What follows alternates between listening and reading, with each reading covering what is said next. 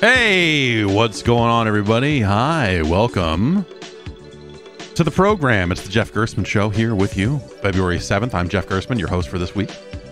Proud to be here in the chair this time around. And yeah, we're very excited to be here to talk about some video games and energy beverages, I suppose, are also on the agenda. We're going to take things a little north of the border.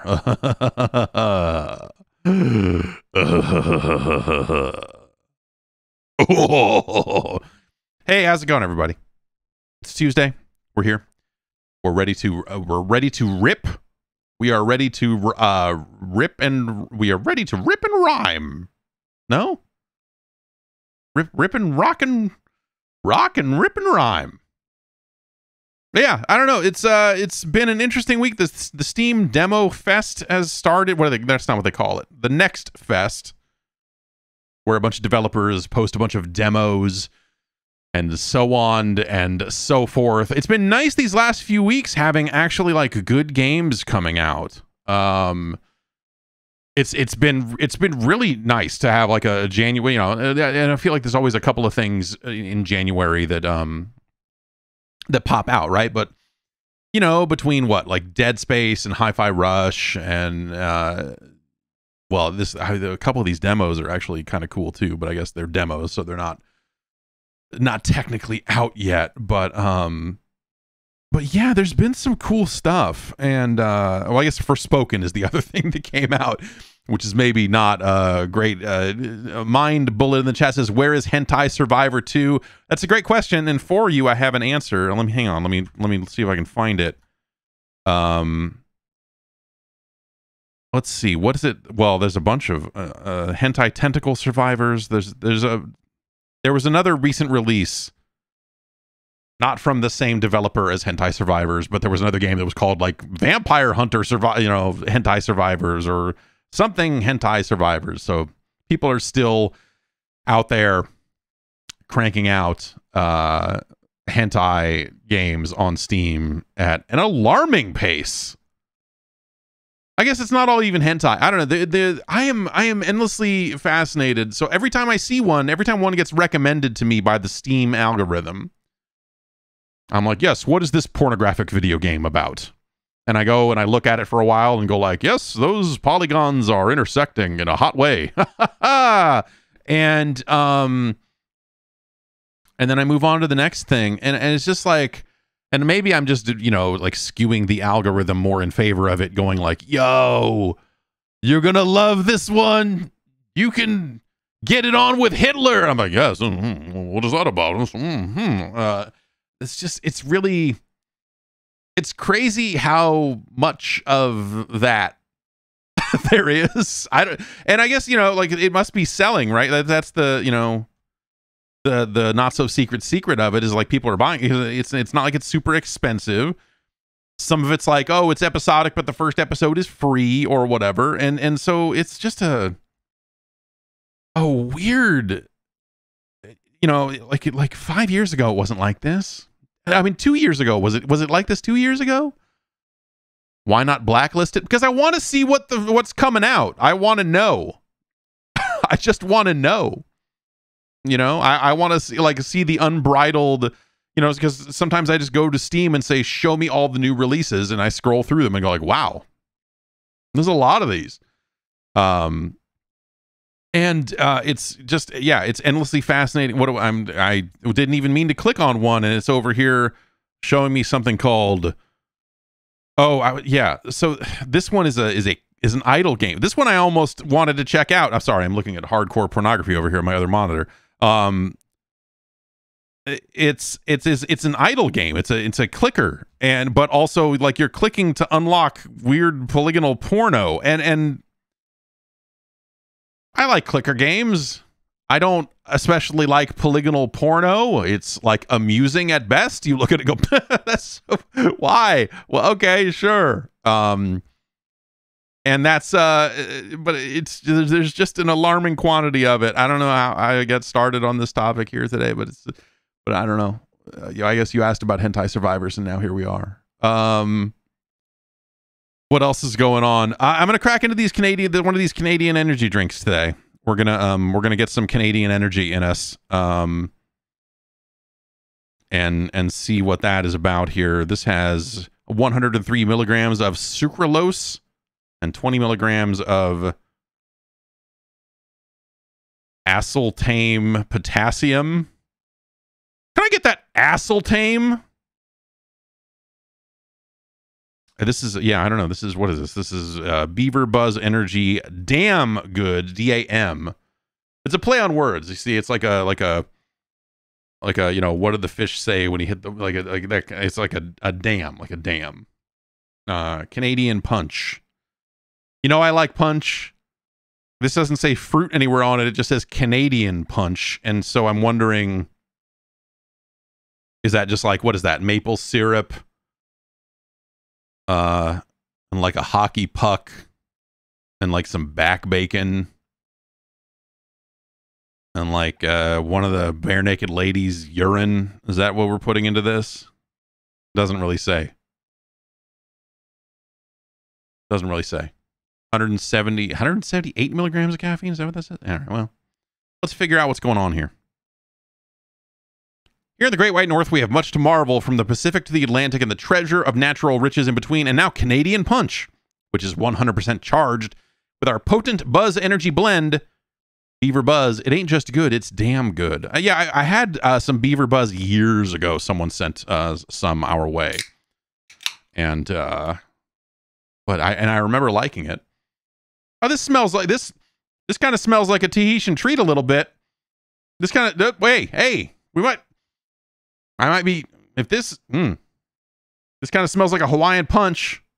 If this is just Hawaiian Punch with a bunch of caffeine in it, then it's rocketing to the top of the fucking list. Yep, 0 calories. All right, let's find out.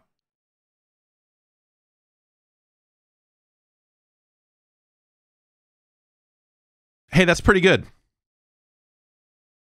Yep, that's a good, this is good.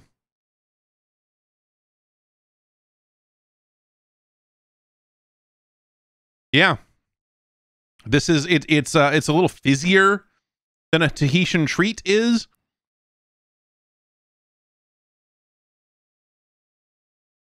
But it's definitely in the same lane as like as a Hawaiian Punch and a Tahitian treat. It's somewhere in that zone for sure. This is wow, this is great. Do not move to, you saying I should move to Canada to get more of these? Do not move to Canada. It's a mess here too. Well,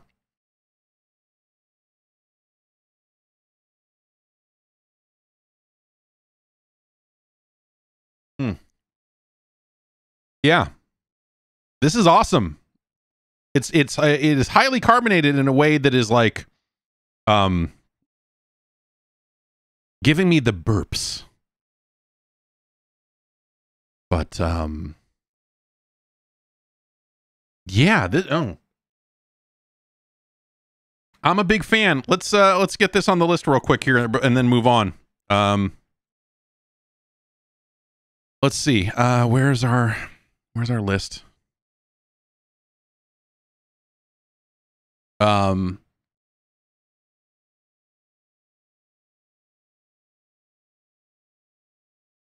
Yeah, this is really awesome. This is really great. I'm shocked. This is it's the best energy drink I've had in 18 months, Holmes. This is probably a top 10 drink. I would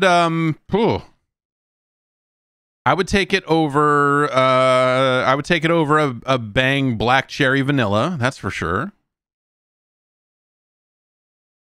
I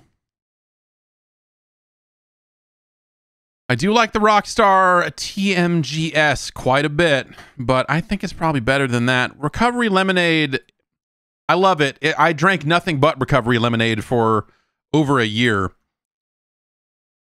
But this is probably better than that. It's better than Cherry Blade Lemonade. Cool. I'm going to, you know what? This is going to be our new number 4. This is going to be our new number 4. What is this? Beaver Buzz Energy. Damn good.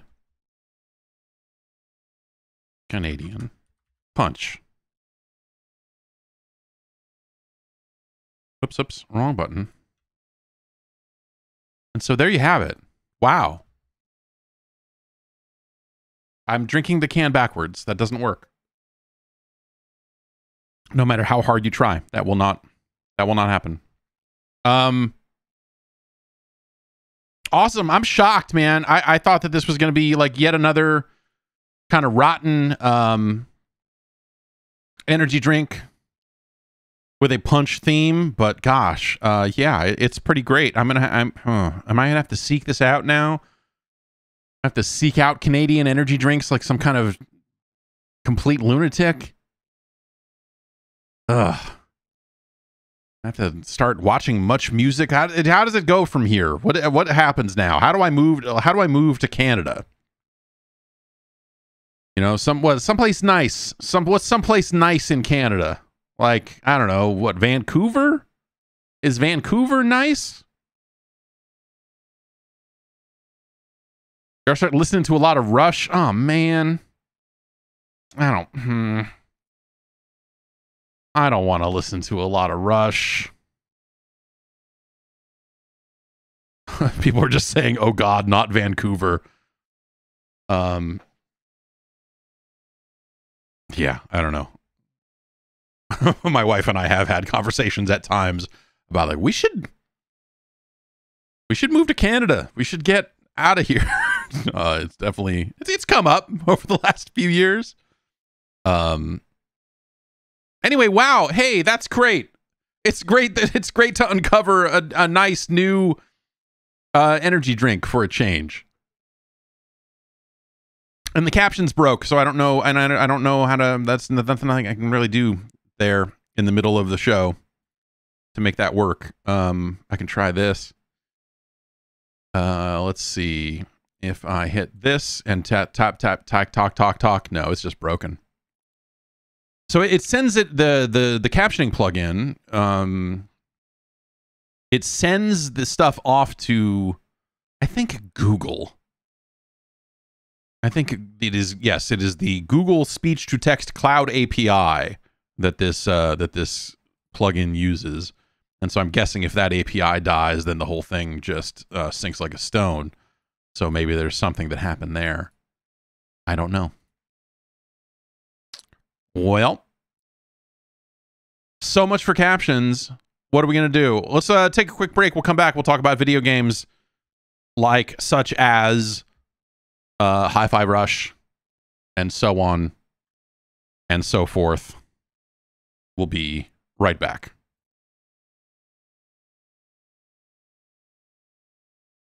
A precision shave shouldn't cost you like what? It was like $15 for a razor with the, plastic handle and the blades are already in there.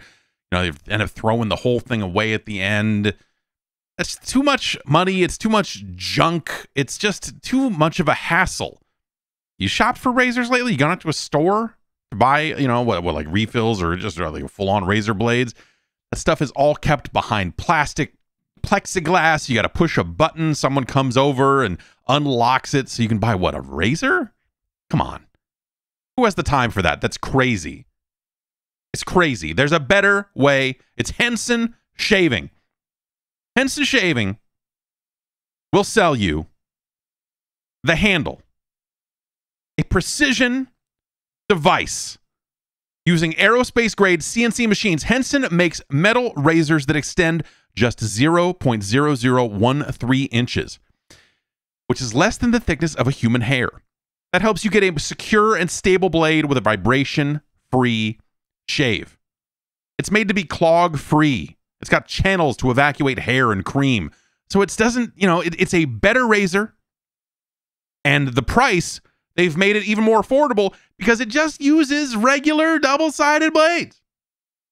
Nothing crazy. You can get those anywhere for like what? Like, I don't know, you'd spend like what, $5 a year replacing blades for this thing.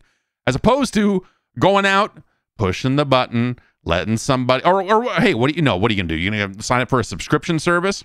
They're going to send you more razors than you need? As someone who has been known to rock a little bit of facial hair, I need razors when I need razors. When I don't need razors when they say I need razors. So a subscription service doesn't make much sense. So affordable, convenient, and high tech. There's no reason not to love Henson Shaving and what they're getting done here. And what they're getting done here is they're building the best razor and not the best razor business. That means they're not making it super cheap. They're not selling you a subscription. The blades are not proprietary. It's not some weird planned obsolescence thing where they're like, well, now you've got to move to the, we only sell blades for the version 3 now. You know, no. None of that stuff. Regular blades for regular people that want a high-tech, high-powered shave. That is the magic of Henson Shaving. It's time to say no to subscriptions and say yes to a razor that'll last you a lifetime. Visit hensonshaving.com/Jeff and pick the razor for you and use the code Jeff to get 2 years worth of blades free with your razor. Just make sure to add the blades to your cart. You have to add the whole package, and then it'll know with the offer code, all that stuff. It'll come together and be like, oh, these blades are free.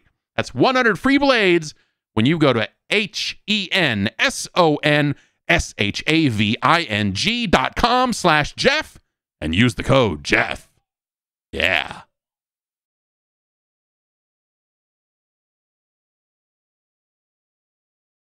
Okay, we're back. And welcome back to the show. Let's talk about some video game. I was over here ready to push a button to play some music. I don't have a good let's talk about video games music. Do I? What about this? This is some video game talking music. Okay, that's enough of that. Hey, Hi-Fi Rush has been out for a little bit, you know, so I streamed some of it last week. Took me a little while to get around to it because I had to do a bunch of stuff, but it's so good. Hi-Fi Rush is so good. It is crazy. The action rhythm thing is really difficult, right? Because if you're trying to keep action in sync to the music, then maybe you're making the controls less responsive, or you're penalizing the player for being offbeat or whatever in ways that aren't fun. There are a lot of ways in which an action game with rhythmic elements can fall apart. As someone who has played a lot of them, some that have been canceled for sometimes that very reason of just like, oh yeah, this is awesome when you're playing it well, and when you're not playing it well, it is unfortunate at best. And Hi-Fi Rush avoids all of that stuff really, really well. It's got a killer look, the kind of cartoony, cel-shaded style. It all, you know, maybe is it like a more subdued Jet Set Radio? I don't know. There's just that style works so well in this game. It looks great. It moves well, and it's pretty. I guess I'm kind of at a loss for words on it. It is shocking in some ways as to how much fun that game is, because like it's a character action game. You know, you have light attacks, you have heavy attacks. Some of them are launchers. You get a grappling hook that lets you grapple over to enemies, and you know you have a parry. You know, it is that style of game, but it feels so different than those because of the rhythmic elements of the game. You are trying to attack on time to the music, and you know, by default it has a pretty loose timing window for that stuff, but more importantly, it will not penalize you too heavily if you get off beat. And so if you get off, and you know, and sometimes you do get off, it is very easy to get back on. And I am really just smitten with it. The story, the characters, Chai, the main character, is just a fucking doofus, and but like in a way that works, in a lovable way, not in an annoying way. And they'd have a licensed soundtrack that they play during boss fights. The first level is a Nine Inch Nails song, and I think I think that the soundtrack really works well in context with the game, where Chai is this doofus that's like, I'm going to be a rock star, but he's a full-on poser, doesn't know how to play guitar. He sucks. What a jerk. He's just he's a poser. He's a poser. He's a poser. And so having this kind of like rock soundtrack with it, I think makes a lot I think it all works really well together. That was something that, like, out of context, watching the trailer, when they're like, and licensed music from all these old bands, that you're like, what, who did, why are we stuck with all this old music? What aren't games for, a wider range of people? Like, it was just a weird, the idea that Zwan is on a soundtrack for a video game in 2023, the idea that we're saying the word Zwan out loud at all is alarming at best.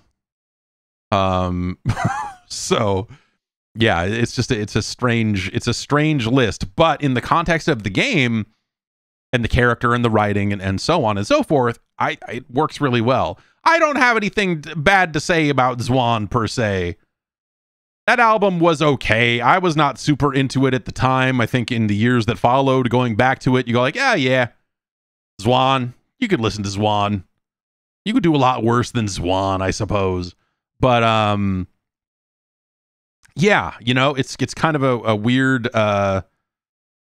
list of artists in that game, and it all just comes together really well. You're buying new moves between levels. You're earning an upgrade currency. You're kind of going through that loop, and a lot of those moves are pretty satisfying to learn because a lot of them are, basically, a lot of the attacks, you want to do them rhythmically, so you end up in a situation where you're playing on beat. So like on a 4 count, you'll be like light, pause, light, or heavy, light, heavy. But when you do a heavy attack, that takes 2 beats. So it's heavy, weight, light, heavy, weight.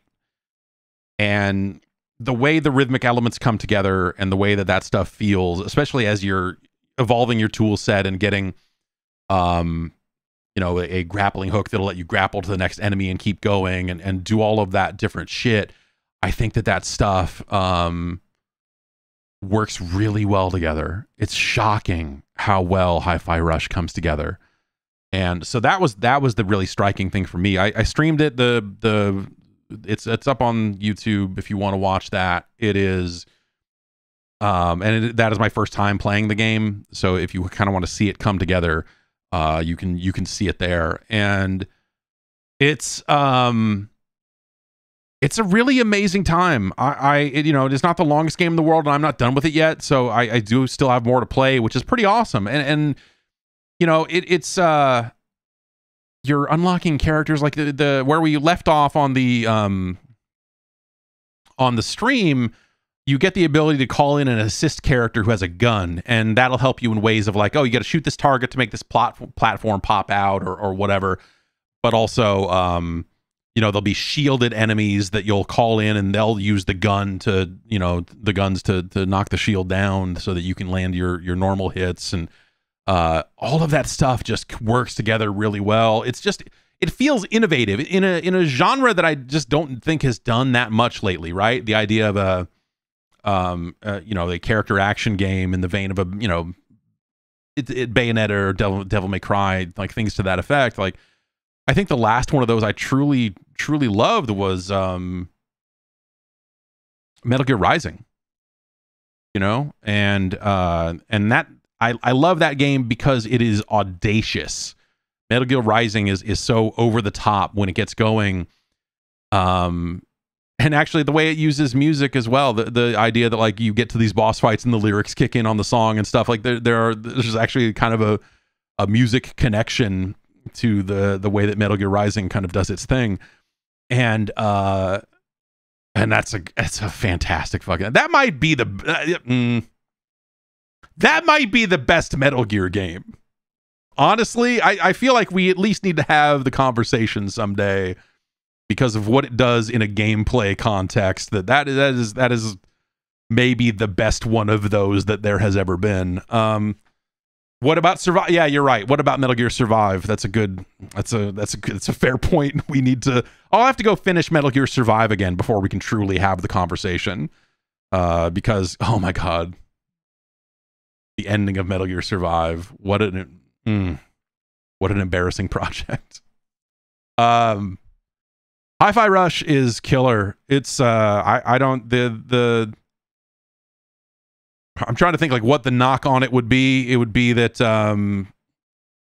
you know, the jumping and platforming doesn't feel great, and it's kind of like one of the parts of the game that doesn't behave with the rhythmic elements of the rest of the game, and so like jumping around doesn't feel good, which is a shame because, you know, you could do rhythmic jumping, you could do, you know, you could have made that part of the rhythm game, you could have made that all happen on beat as well, but they chose not to, and I don't, you know, I think that would have maybe been better. Yeah, yes.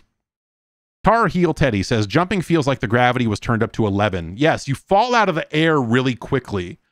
I mean, you can do juggles and air combos and you'll stay up there for a little bit longer, but like when you just jump, he comes down fast in a way that feels weird for kind of how floaty the rest of the game can be. And I think that could have been something where yes, it could have been an optional thing of like, oh, if you rhythmically jump on these, you know, you space the platforms apart and you make the jump move in such a way that you can go pop, pop, pop. You don't have to, but you can go pop, pop, pop. I think that would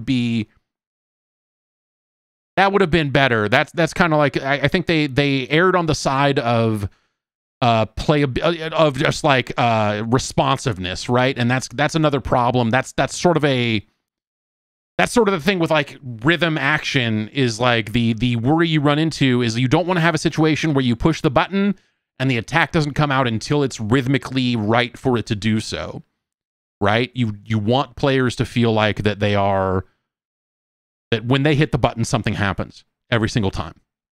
And they do that with the combat. They do that really well of like, you know, yeah, you don't have to play on beat, but it benefits you to do so. And I guess I just wish that there was something about the jumping or the movement that felt a little bit more like that. When you're on the ground moving, you can chain the air dash together. But you can only do 3 in a row. And so you have to kind of like rush your way through an area, you have to kind of go dash, dash, dash, attack, dash, dash, dash, attack. And so you're like canceling the light attack into another dash to kind of keep your momentum going. And it seems like that's faster than just like walking through an area, because the general movement is actually a little bit on the slow side, I would say. And so it's just got chops across the board, right? I think the combat feels nice. I think the way it integrates rhythm is really, really well done. I think it has a good variety of moves over the course of the game. I think the story is compelling. I think the characters are amazing. Like some of the first couple of boss characters are like the head of security. I forget what her name is now, but like it's just amazing characters that just look great. And it's Rekka. Yes, Rekka is the name. Just a shocking, I think because of the way it released, right? That definitely gives it a little bit more oomph. But it is shocking how well it came together. I think if they had announced that game and talked about it, you know, for the last year or something like that, I think it would still be an amazing video game. And I think you would still be a little bit shocked by how well it works, you know, because you would have spent all of the time they spent talking about it going like, I've seen a lot of games try to do this and fuck it up. And this is coming from the people that made what, Ghostwire Tokyo and The Evil Within. So I don't know, like, you know, so I think all that hand wringing would have been probably the dominant conversation around that game. And so I think if it had been announced and come out in a more traditional way, I think people would still have found it to be pretty incredible. But having it just be like a thing that they just go like, hey, here you go, and it's out now, and it's on Game Pass, or it's $30. It's great. I started a list. Let's see here. I started my Game of the Year 2023 list where it's like, I'm going to write down games that are good so that I don't forget them later. And so I have written here, good games, and then 2 bullet points. 1, Dead Space. 2, Hi-Fi Rush. So, congratulations to Dead Space and Hi-Fi Rush for being in the running early on. And we'll see how we fare at the end of the year. I always start the year thinking that I'm going to keep a list like that up to date. I know some people are like, I'm going to keep a list of every game I finish. And then, I'm going to keep a list of every game that I touched in this year, and so on and so forth. And I've tried it multiple times. We'll see if this year ends up being a little bit different. But every year I start one, and then by March, I'm like, oh, I just completely forget about that whole thing. Yeah, does Pizza Tower belong on the list? I need to play more Pizza Tower. I played some Pizza Tower. I've played some more Pizza Tower. I like it a lot. I don't know that it's for me, but it sure is cool. But yeah, I don't know. I feel compelled to play more Pizza Tower. I know Seb Mall in the chat. He finished. I watched him finish Pizza Tower on stream the other day, and that game's a beautiful mess. And I didn't have a ton of regard. I don't have a ton of love for the Wario Land platformers. They're very good, but I never got super into them. I always would play them and go like, this is good, and I never got like super attached to them. But it's weird to see a game that is so directly kind of taking that style of game and making it again, but like also making it crazy and about pizza. The animation in Pizza Tower is so wild. It's really something to look at for sure. Let's see, what else have I been looking at? Have you seen this Tekken 8 trailer that they put out over the weekend? They had some details about some systems in Tekken 8. They were like, hey, we got this, like Heat Rush, and they got, a few different systems related conversations there that I ended up not watching the full 30-minute thing. But they put out a trailer with announcing that Nina Williams, Death by Degrees' own Nina Williams, would be appearing in the game this time around. Shocking, I know. That game looks so good.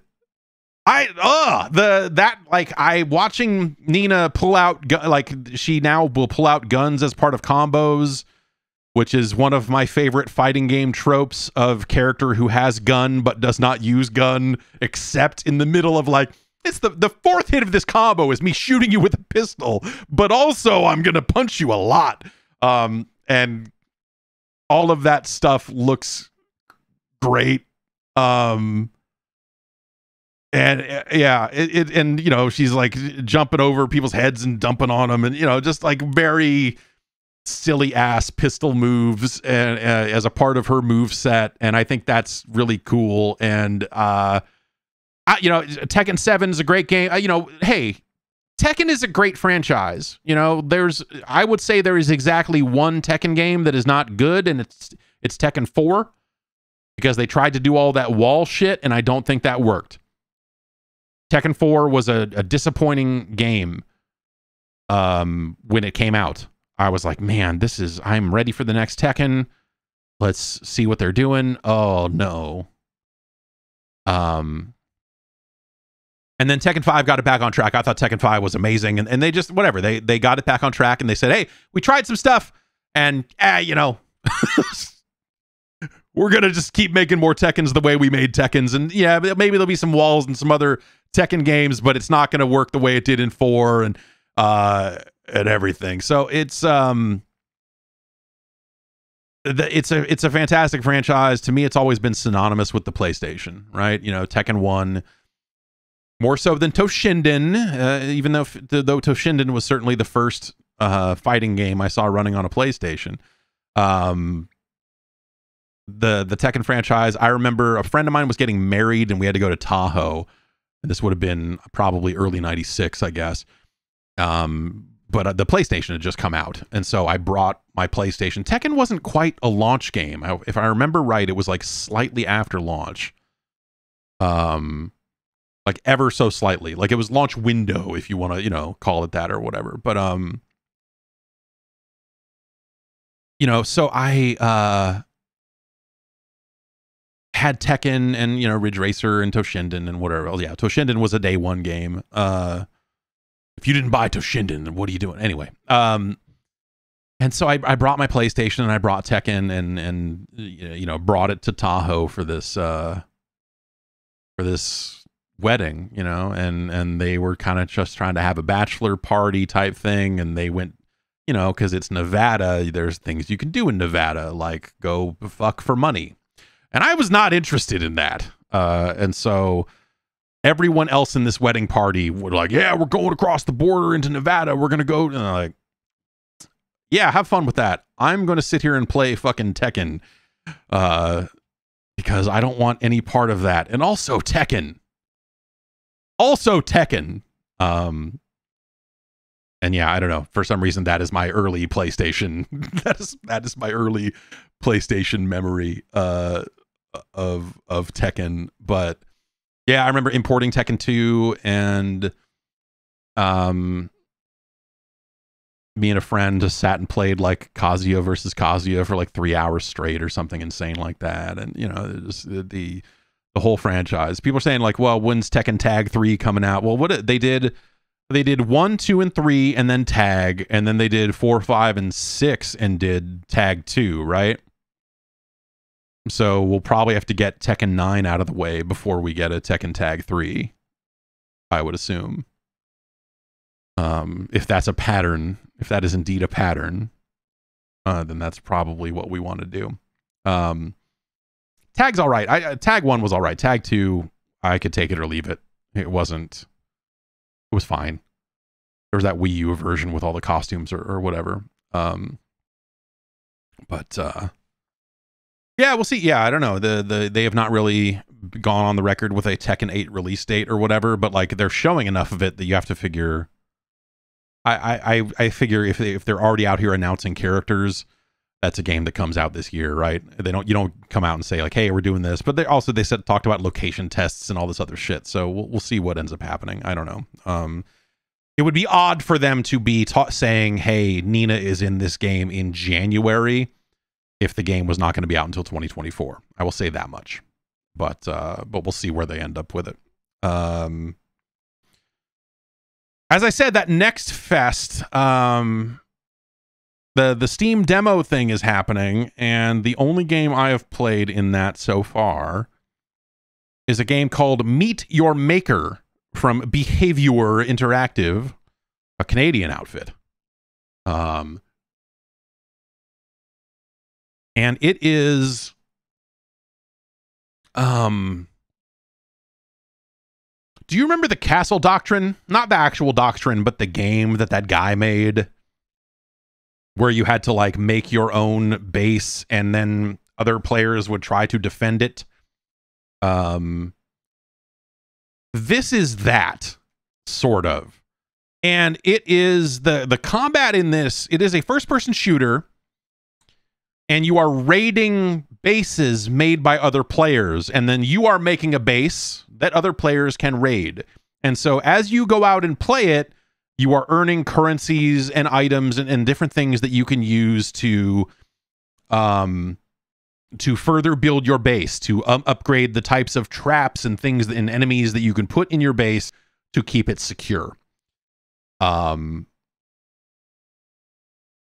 But it's not, you know, so I thought when I first saw a trailer for this game and I saw like, oh, you can make your own levels and it's a first-person shooter in a classic sense, I thought that Meet Your Maker was going to play a lot more like a Doom-style game, that it was going to be like, oh, you're going to load up on a ton of weapons and you're going to, you know, hey, there's a BFG, there's a chain gun, you know, whatever.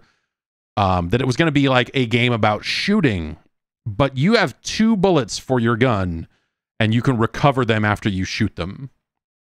And so it is a very slow-moving, very tense situation of like, okay, you're going to step into this base, and if there's an enemy, you need to shoot them before they shoot you, and they will shoot you if you alert them, and then you need to run over to their body and collect the ammo and get that bullet back. And then you have a melee attack, and you upgrade the weapons. You can unlock different weapons, and you can take a loadout into the missions, but by default, this is what you're dealing with. And you have a melee attack that's a sword that you can use to beat traps. And so as you make your way through these corridors in Meet Your Maker, occasionally you'll see like a little red kind of like UI element saying like, hey, the noise you are hearing is a trap activating on your right. And you're like, ah, shit, and you need to get out of the way before it strikes. Or you can break the trap with your sword, ideally before it goes off, but you can also back out of the way and then go out and break it if you want to. But once it's shot, it's shot. So you basically you can spring the trap, or you can break the trap, or you can spring the trap and then break the trap. You still get some XP for doing that. And so you have to make your way into the core of this base. There's an item you need to get, some kind of currency you need to steal, and then you need to make your way out. And so it becomes this very fast trial and error thing of just like, oh, I got fucking smoked there. Oh, there was 2 traps going. Oh, I grappled up to this platform. You have a really cool grappling hook that you can use for ground speed. And but once you're inside the base, you're kind of moving slow through very tight corridors. And so in one base, I was like, oh, there's a guy up on this pillar up here. I'm going to grapple up to him, or I'm going to shoot him, and then I need to grapple up and get my bullet back because you only have 2 bullets. But as soon as I land, it's like, oh shit, there's a trap on the floor here, and I need to get out of the way of this thing or kill this thing very quickly before it skewers me and I have to start over. It's a pretty fast restart when you do die. And I've been dying, let's say, like 6 or 7 times on a base before finally like making my way through. And this is with, I assume, low-level bases, because you can look at the upgrade tree and see the different types of enemies that you can put into a base, and you can upgrade the traps so they fire twice. You could put things in your base that only, like traps in your base, that only become active after the thing has been stolen. So they're not active on someone's way in, they're only active on the way out. And so you can kind of have 2 separate sets of traps that work that way. It's really fascinating. It has a very slow pace to it. You can outrun some of the traps before they spring. You can run through a trap before it gets you, but like, it's usually in your best interest to take it hyper slow. And so it creates this tension that you really don't get out of a lot of other shooters. A lot of other first-person shooters that have this kind of look to it. Again, it's a look that I thought like, oh man, this is going to end up being like a Doom level editor, like a level creator. But like I just always, for whatever reason, assumed that the game itself was just going to play like a Doom whatever, you know, like that type of old school first-person shooter. And it's so not that. It is so not that. I have not built my own base yet because I'm still going in and collecting resources and getting enough stuff so I can make a good one. So I'm going to do that next. We'll probably, you know, that's probably something I'll stream some of this week if you want to take a look at it. But you can also just grab the demo. It's called Meet Your Maker. It is coming to consoles as well. I don't know if there is a console demo this week happening or if it's just a PC demo, but it is on Steam. I know that much. And it's out in April. It's out in early April, so it's kind of right around the corner. This is this is what is it? This is the Dead by Daylight. This is A2M. This is the former A2M. Yes, Dead by Daylight. I was gonna say Death by Degrees again. I can't keep the names.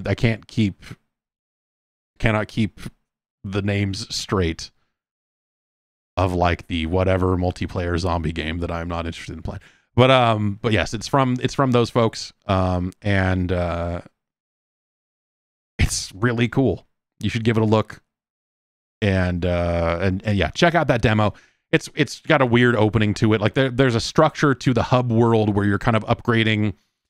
You're getting different currencies for raiding different types of bases, and then that will unlock different types of upgrades, and You can also play it co-op, which I have not done. You can bring 2 people into a base, which seems, I don't know, that seems like it would be chaos. But it's a fascinating game. Again, the idea of just like you've only got 2 bullets and now go you kind of have to rethink the entire strategy right there. Because again, I got into the tutorial still thinking that like, oh, I'll have a pistol and what am I gonna get, a shotgun or get a chain gun or something? What, just hold down the button and kill all these guys? No, I have 2 bullets. Okay, shit. All right.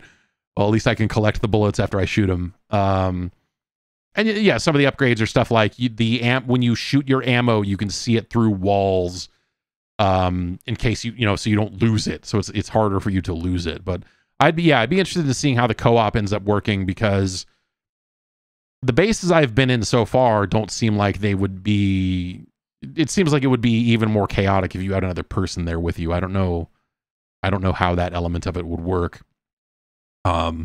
Or if you end up in a situation where you can make co-op bases or something. I'm not sure, but it's a fascinating concept. Again, the whole idea of like you're going to build a base and then knowing that you're trying to keep other players out of it.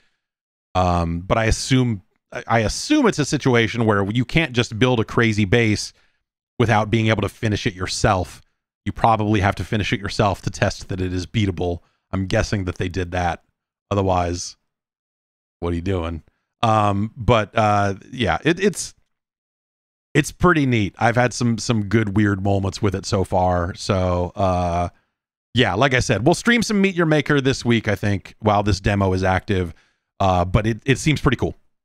You should check it out. Let's see. Why don't we get into the news? Huh? That I do have music for.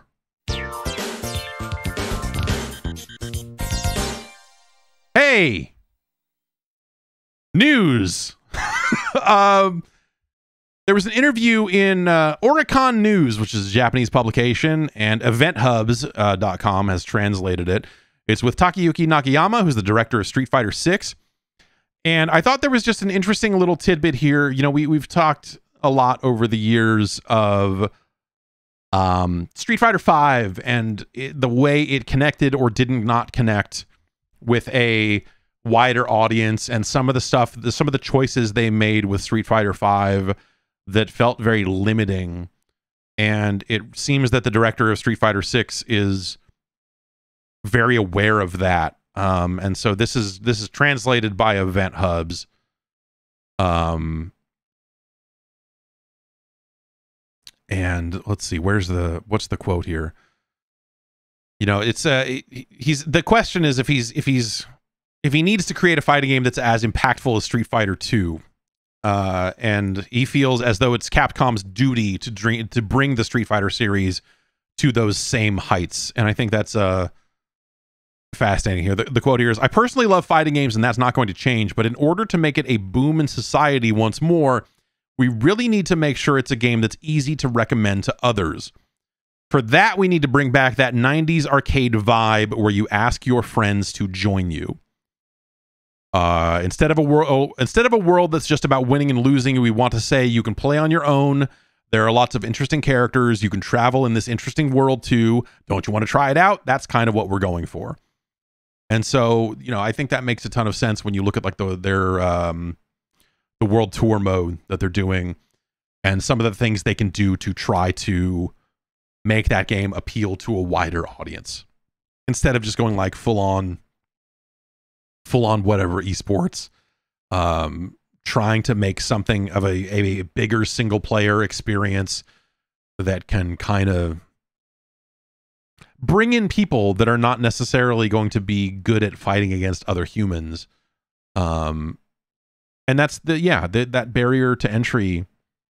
It's something that's in a lot of ways been very inherent to the genre for honestly, for way too many years. It used to feel like, and I don't know, in the 90s, when fighting games came out, they were just games like everything else. They were popular and they were competitive, but like, I don't know, it was just like, oh, what's the hot game this month? It's okay, you punch it, okay, yeah, it's a fighting game, all right. And it changed everything. But at the time, everyone that was interested in video games at all tried to play Street Fighter 2. and tried to play Mortal Kombat and was drawn to them because they were the popular games. They were the things your friends were playing. They were the things that you were just like, okay, well, it was this feeling of like, well, I've got to be at least competent at this game if I want to continue to hang out, because that's all we're doing anymore is hanging out and playing Street Fighter.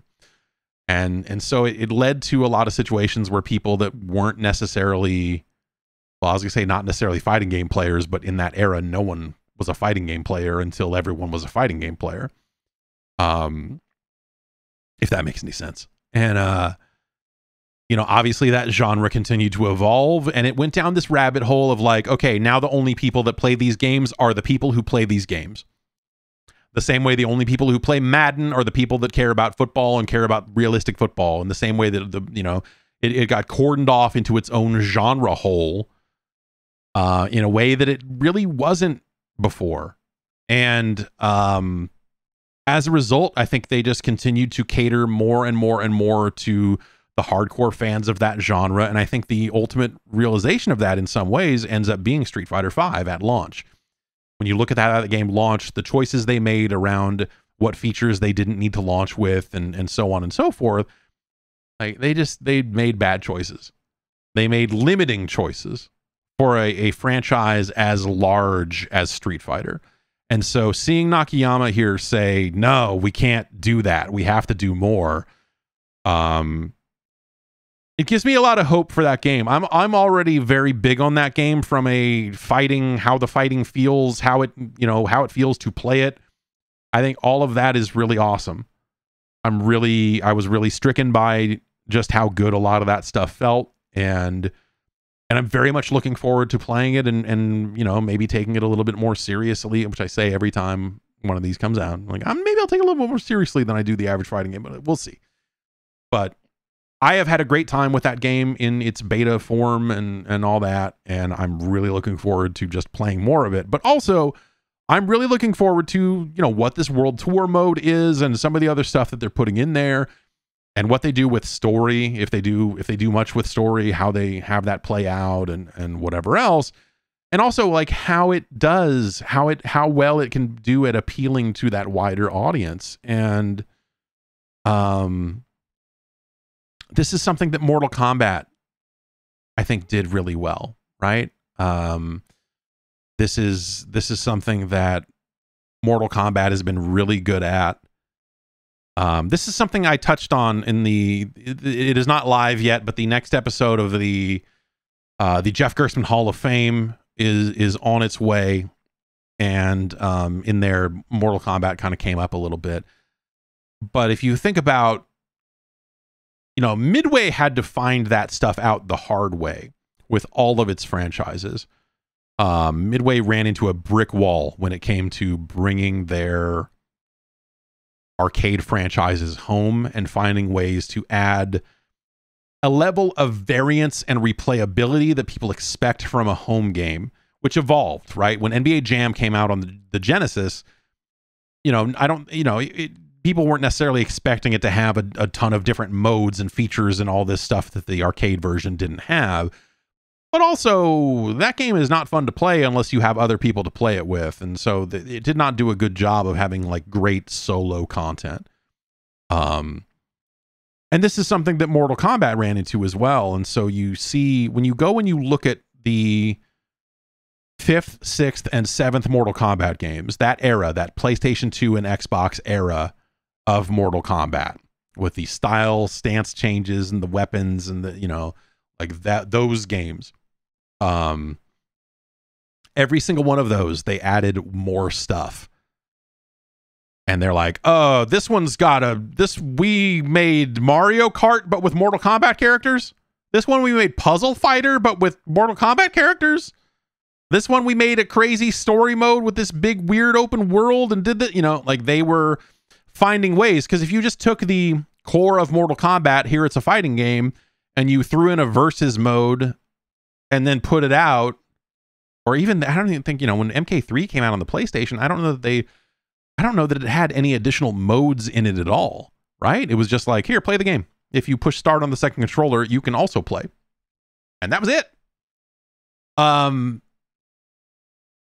so, you know, I think they very smartly realized that we need to offer more variety. And I think Mortal Kombat went off the deep end in that department in some really crazy ways, where they added the crypt full of unlockables, they added currencies to get those unlockables, they added the story modes and everything else, and it led us to where we are with Mortal Kombat today, where they've pared down. You're not seeing a Mario Kart knockoff, in modern Mortal Kombat, unfortunately, I'll say. But they found a really good cinematic style for their story mode, a lot of unlockables, and a lot of they've found a lot of things that people want to see in Mortal Kombat, and filled it full of fun things to unlock and do.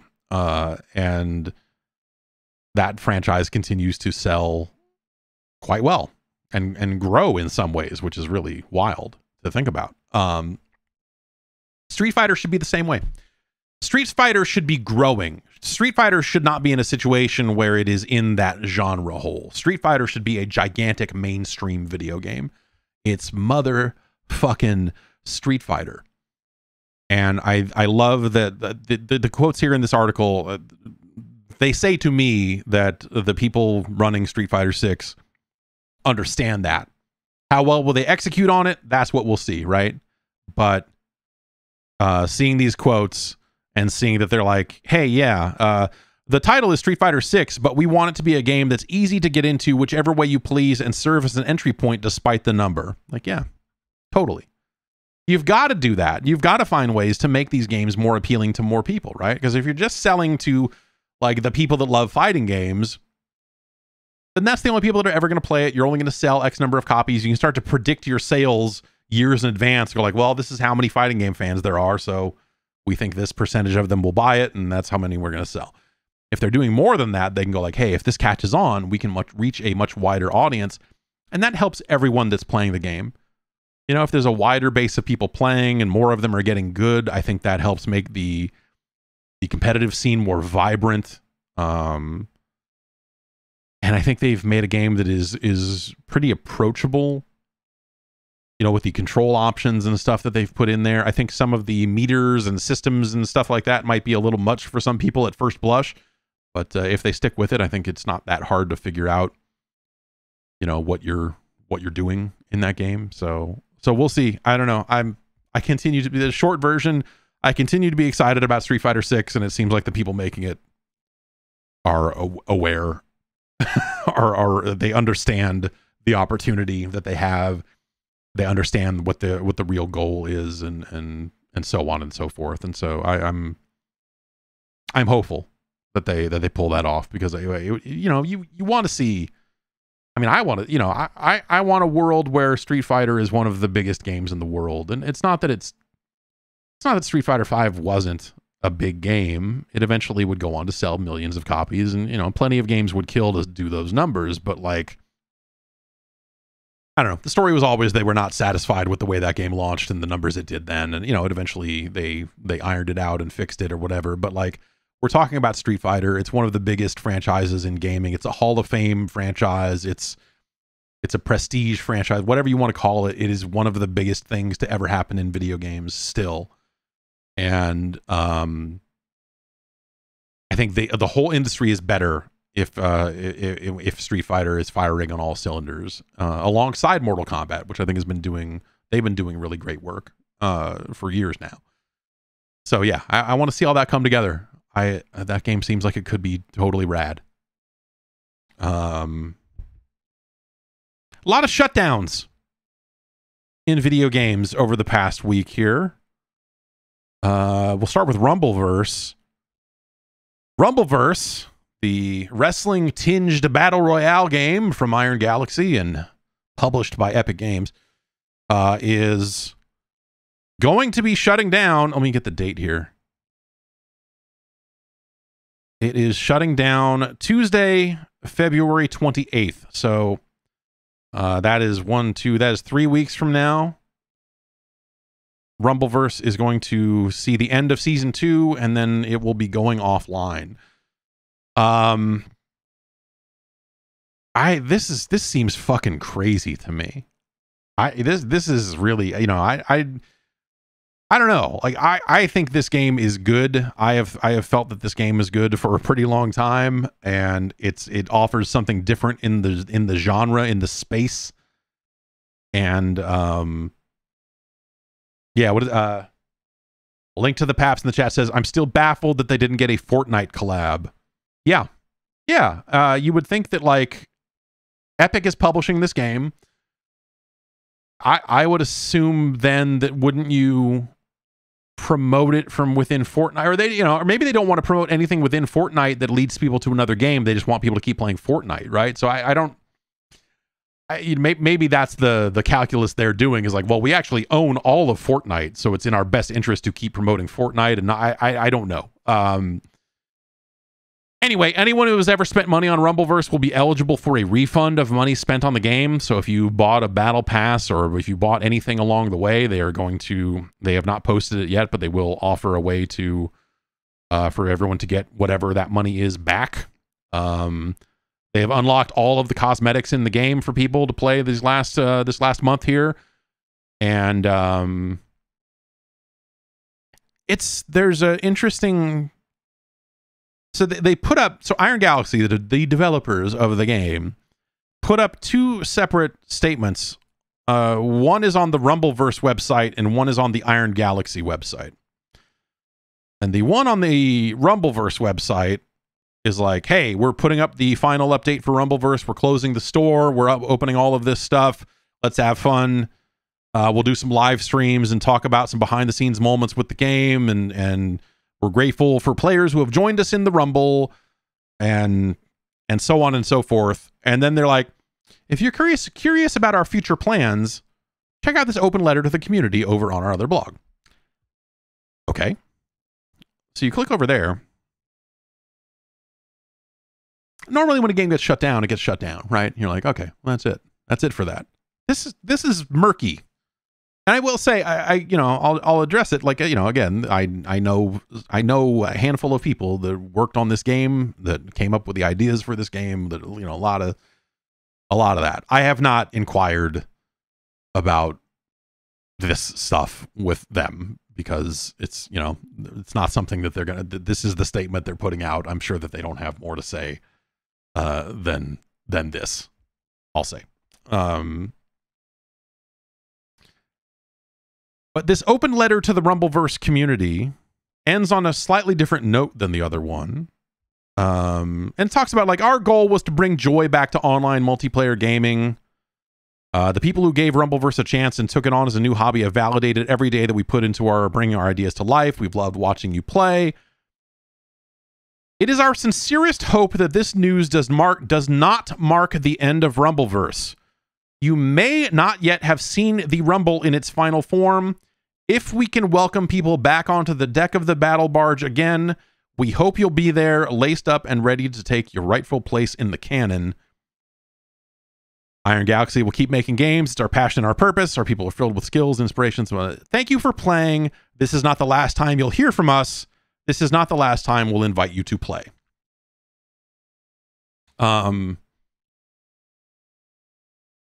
So I'm, you know, again, and this is me kind of reading between the lines here. This is a situation where if I did know what was going on, I probably would not be able to share it. It would be an off the record type of conversation, right? So that is why I have not had that conversation, because I'd much rather freely speculate with you about this stuff and be able to talk about it instead of just being like, or whatever. The idea of, like, you may not have seen the Rumble in his final form, blah blah blah. The idea that, like, they're kind of hinting like maybe we could bring this game back. That says to me that that maybe Epic has dropped the game and that the IP rights or whatever, the whole rights to Rumbleverse, are sticking with Iron Galaxy, and maybe they'll be in a position to bring it back someday. I don't know if that means they would shop around for another publisher, or if that means that I don't know what it means. But them not closing the door completely on this is really interesting. Yes, Rumbleverse 2. We put in guns. Yes, that is yes, that's definitely what they're doing. And And so that's really interesting. I think that's potentially really exciting. I think that, like, how many other melee focused battle royale games have we seen? It's like this, it's Naraka Blade Point, you know, that has like bows and stuff, right? But well, whatever, you can throw stuff in Rumbleverse, so it's not like there's 0 ranged options. But like, I don't know. Like, what does this mean? Right, Deathverse, the Let It Die Deathverse, which is that was a melee focused game. They're taking that offline for a period of time and then bringing it back. And so I wonder, like, my question ends up becoming, like, how serious is this? They're saying you may not have seen the Rumble in its final form. So, like, all right, that to me says that they are going to look for ways to bring it back, and we'll see where they go with it. So that then opens up a whole different set of questions about, like, okay, well, if not everyone is in agreement that it needs to go away, then why did it get shut down? Because if it had numbers that maybe it was doing numbers that were not good enough for Epic but would be good enough for another publisher. I don't know. I don't know what the heck is going on with this, but well, you know, at some point I probably will ask the question, and then we just won't talk about it. But I'm curious to see if this ends up coming back. I would love to see Rumbleverse come back. I think it's a cool game. I think it's a cool, you know, it needs more. I think there's a lot of stuff that, like, you know, like for their first season, second season, like some of that stuff, like it's a really cool concept that I think plays really well and has some really solid kind of design bones or whatever. But like, I think there's more you could do with the art style. I think there's more you could do with just the look and feel of the game. I think there's stuff that to me was always a little bit off the mark for, like, you know, what you want out of a game that is trying to like invoke wrestling as a concept, as a wrestling fan. Anyway, that's a weird one. I don't know. Another weird one, but a little more final, I guess. Well, we'll see. I don't know. Video Games Chronicle is stating, this is, I guess, out of earnings calls and stuff, Electronic Arts is going to shut down Apex Legends Mobile, and they are also shutting down Battlefield Mobile, which was not out. They are canceling that without releasing it.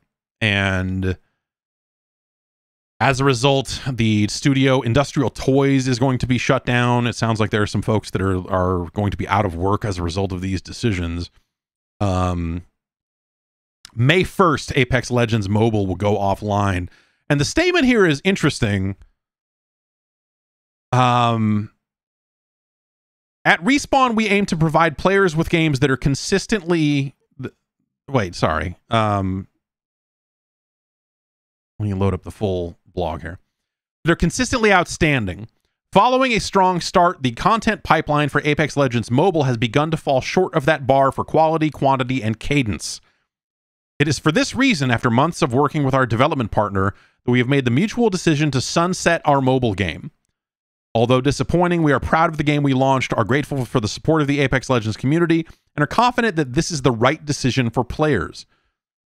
So, like, Apex Legends Mobile, like, won awards in app stores and stuff. Like, it was a pretty well-regarded mobile game, and it seemed like it had caught on to a certain degree, but what they're saying here is the content pipeline fell short. That this almost sounds like they're blaming the development partner, because this was did they do this in conjunction with Tencent? I want to say Tencent had a hand in this. Let me look. Yeah. Yes. And so Tencent's Lightspeed Studios had a hand in the co-development on this. And so this sounds to me like they really wanted the game to be completely in sync with the real the proper Apex Legends, and it was not. It had different, you know, it didn't have as many characters in it. Like, the rollout schedule was different. It was its own schedule. And And so maybe that started to fall behind, but also maybe EA was like, hey, we're not super into the idea of splitting money with Tencent on this Apex game that is not then also leading people back to the actual Apex and so on and so forth. It's not, maybe it wasn't doing numbers quite as well, because it seemed like it was something that people were playing. Was it the biggest game in the world? Probably not. But it was well regarded. It seemed like a quality product. I played a handful of matches on it when it first came out, and I was like, yeah, this is cool. But again, yeah, if your content is not hitting, then you're not having as many things to sell in the store and whatever. So this makes me wonder, and they have a FAQ here along with it. What will happen to my in-game virtual currency? We will not be processing refunds for real money purchases per the terms of the EA user agreement. For any other refund requests, please contact the third-party platform you purchased game content from, like the Apple App Store or the Google Play Store. Thanks, EA. Very nice. What does this mean for Apex Legends on other platforms? This decision for Apex Legends Mobile is platform-specific and is independent of the game on PC and consoles.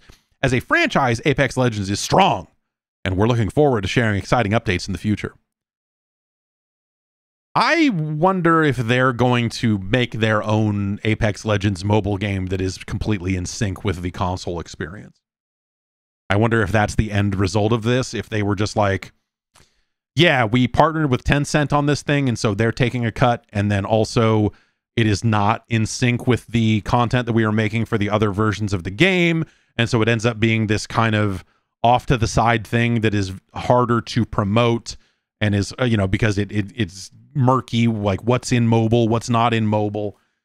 And so I wonder if the end result of this really ends up being that a fully EA developed Apex Legends ends up rolling out on mobile someday.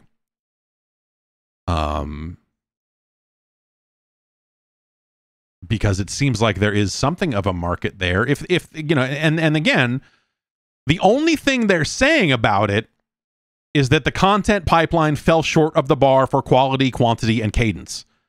All they're saying is we were not able to update it as well as we wanted to.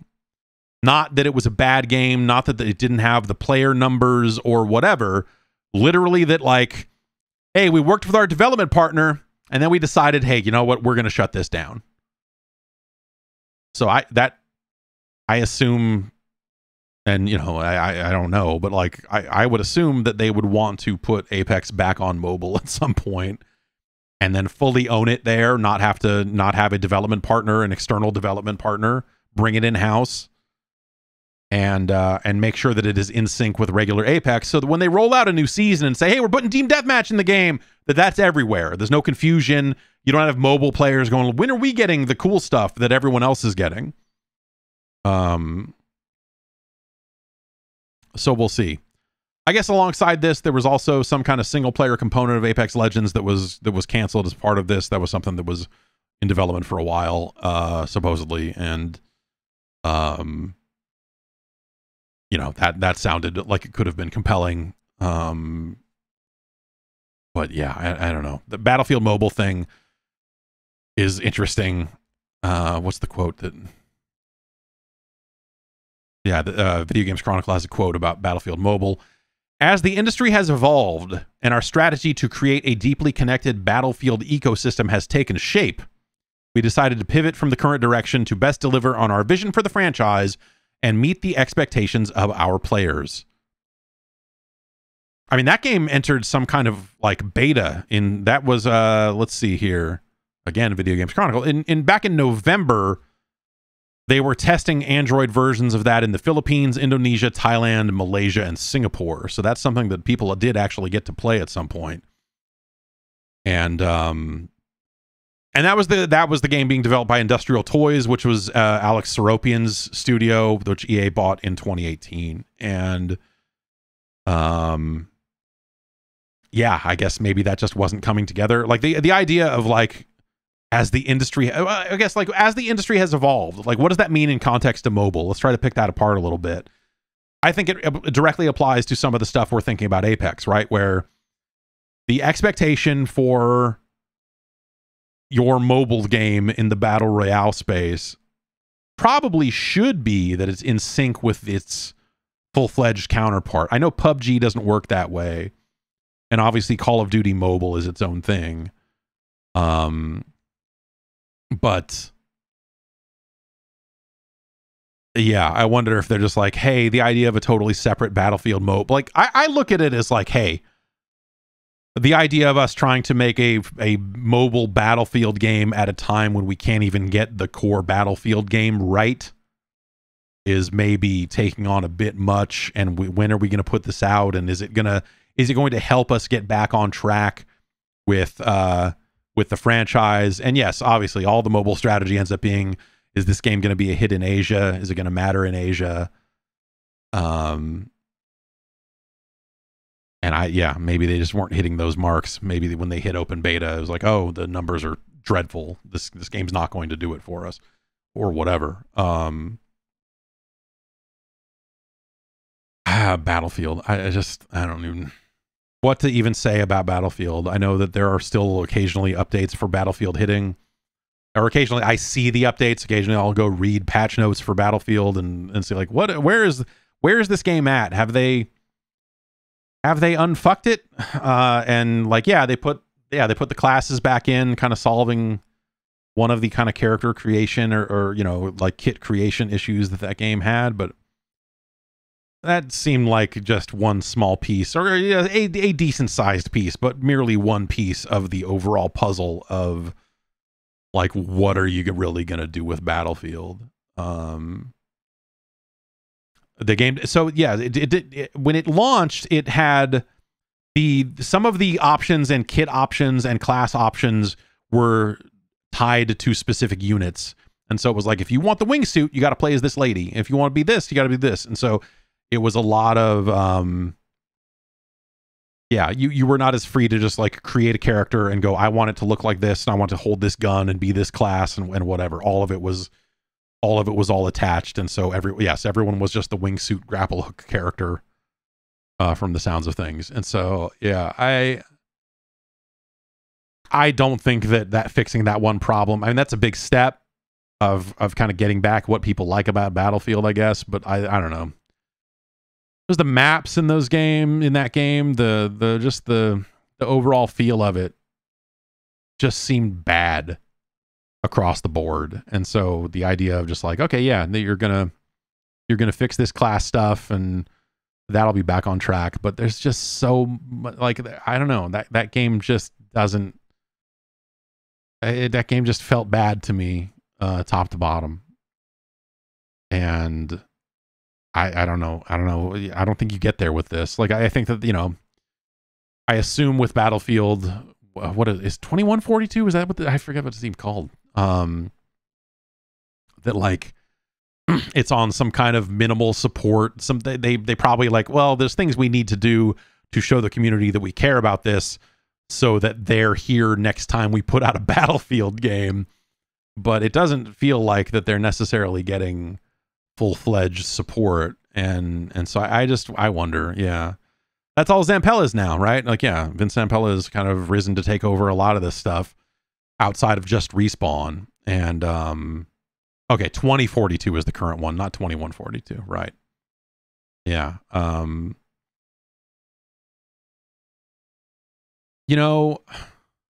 What do you end up doing with Battlefield? Do you remake Battlefield 2 and just try to get one in that people like? You need to get a Battlefield game out there that people can kind of walk away from and go like, yes, I had a great time playing that game. For me, the last one of those was, I guess, Battlefield 4. Which was like a launch game on like PS4 and Xbox One, right? And they've just been fucking around. Well, not fucking around, but like, it just feels like they have been putting out games and saying like, oh, we hear you, we're doing that, and then they put out another one. You're like, I don't know. Okay, you heard, but you maybe weren't listening. I don't know.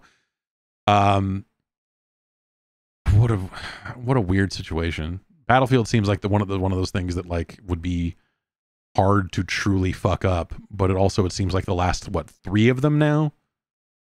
What, Battlefield 5 and then Battlefield 1 and then now 2042? Right? Is that how, would that? There's been 3 of them since 4 came out, right? Man, I don't know. It's a mess. Yeah, a Battlefield 3 remaster, maybe. I don't know. Yeah. Yes. Yeah, exactly. And then include the last Star Wars Battlefront. And yeah, DICE has been really kind of fucking up for kind of a while now.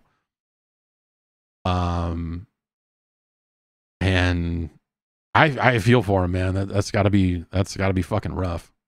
Spend a lot of time on this stuff, and then there's just like decisions around the edges that you're like, oh, you've totally compromised this experience in a way that, like, you know, is not going to work for a large part of the player base. Yeah, it's a weird situation. I don't know what I would do. Yeah, would you make another Bad Company at this point?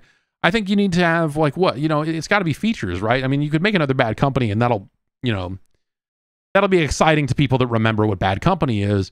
But I think a lot of those players would be up for a new Battlefield game anyway because they like Battlefield. And you get them out there and say, hey, we got a new Battlefield and this one's good this time. I think there are enough people that'll fall for it again, that a Bad Company remake doesn't necessarily, but instead it's got to be features is I guess my point, right? I don't think it's necessarily as simple as going like, we've made Battlefield 3 again, because the portal mode they put into this last one kind of tried to do some of that stuff. And, you know, I think it becomes about like, okay, we've got a level of destruction in these levels, a level of destrucity that you've never seen before. We've acquired the teardown engine from Embracer, and yes, we're now going voxels. No, I don't know what you do. I don't know what you do with Battlefield. I think you go back to a modern warfare type of modern combat sort of situation.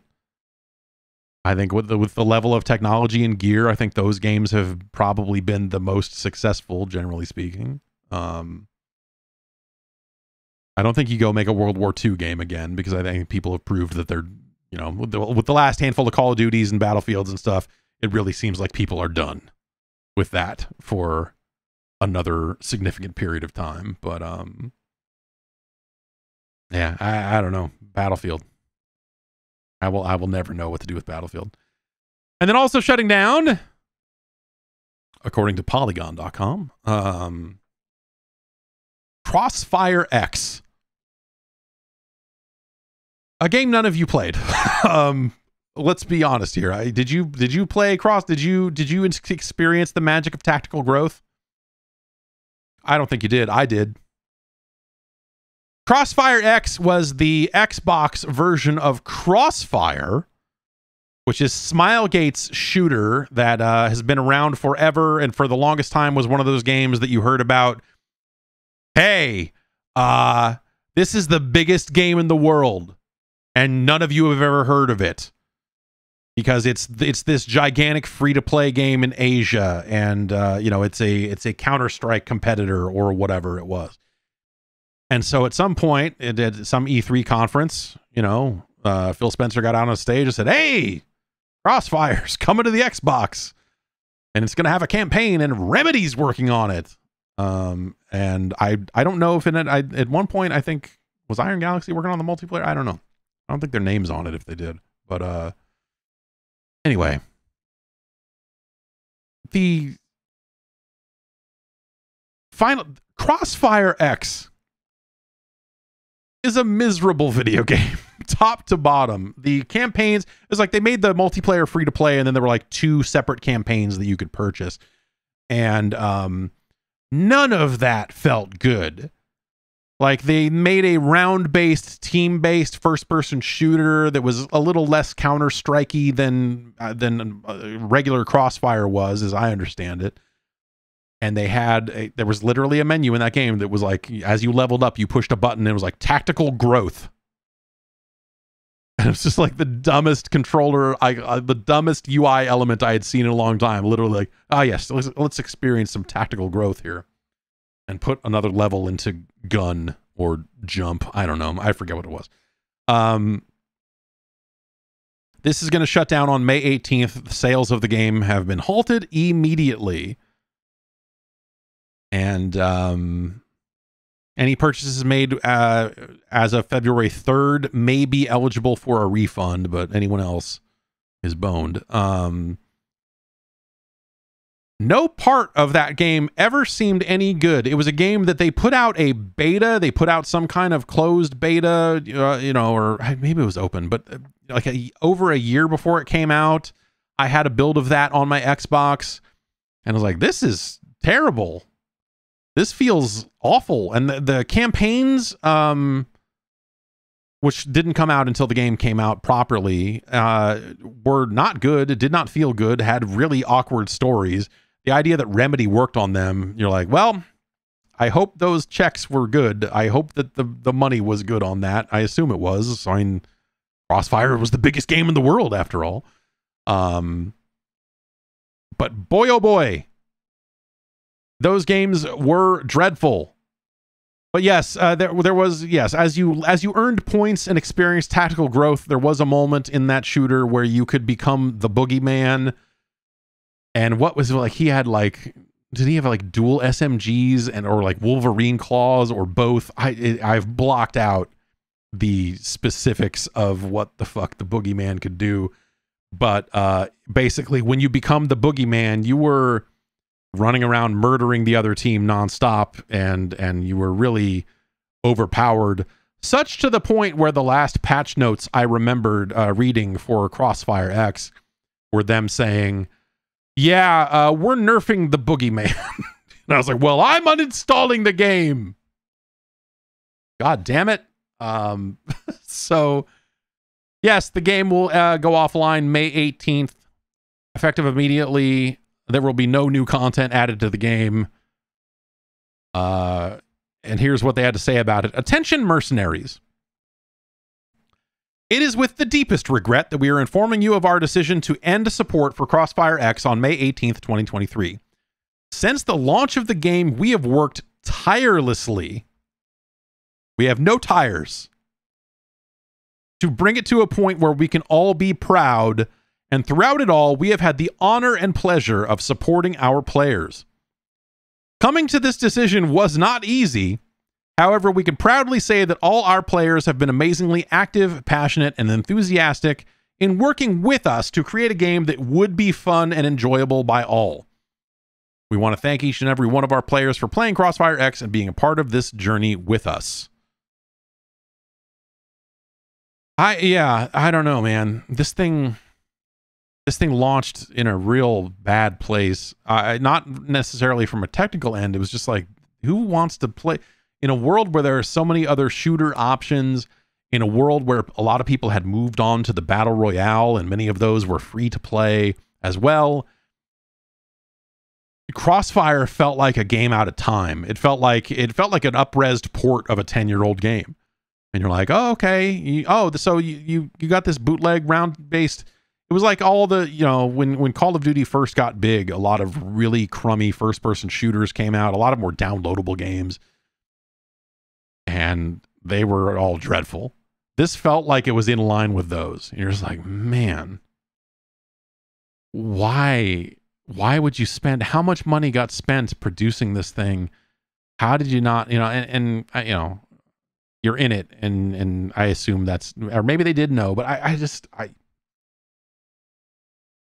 at what point did you go like, ah, man, yeah, we're going to keep going with this. We're going to keep producing this. We're going to make this happen. We're going to put it out.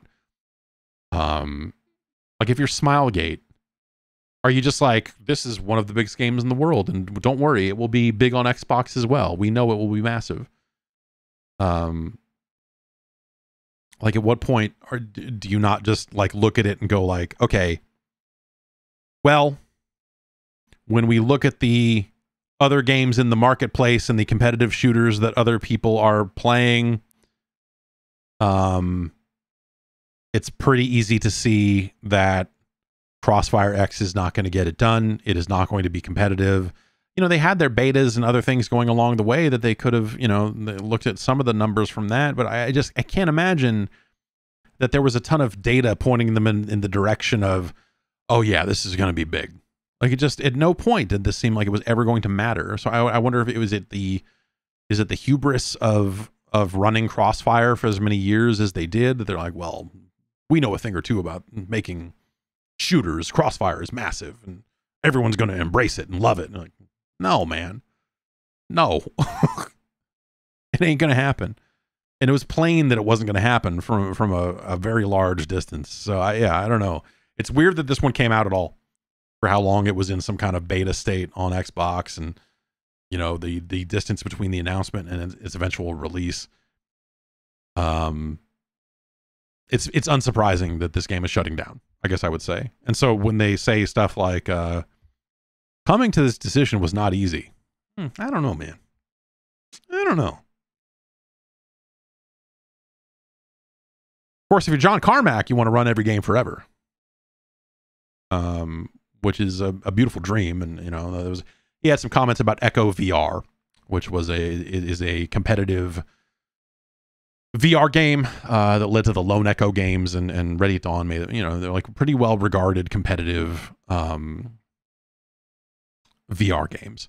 And it's fucked that game is shutting down, but also the player count just didn't seem like it was there to support it. And so, yeah, so Carmack, now that he's out of VR, it's like, hey, yeah, it's they should keep it running.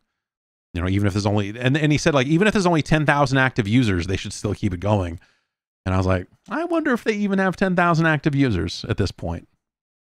I have my doubts, but also, even though I am running the latest version of Firefox, the website for Crossfire X has a big banner at the top that says, please update your browser to the recommended version. The service may be unstable with your currently connected browser. Like, oh yeah, I can only use Edge or Chrome to look at this hot website. I'm good.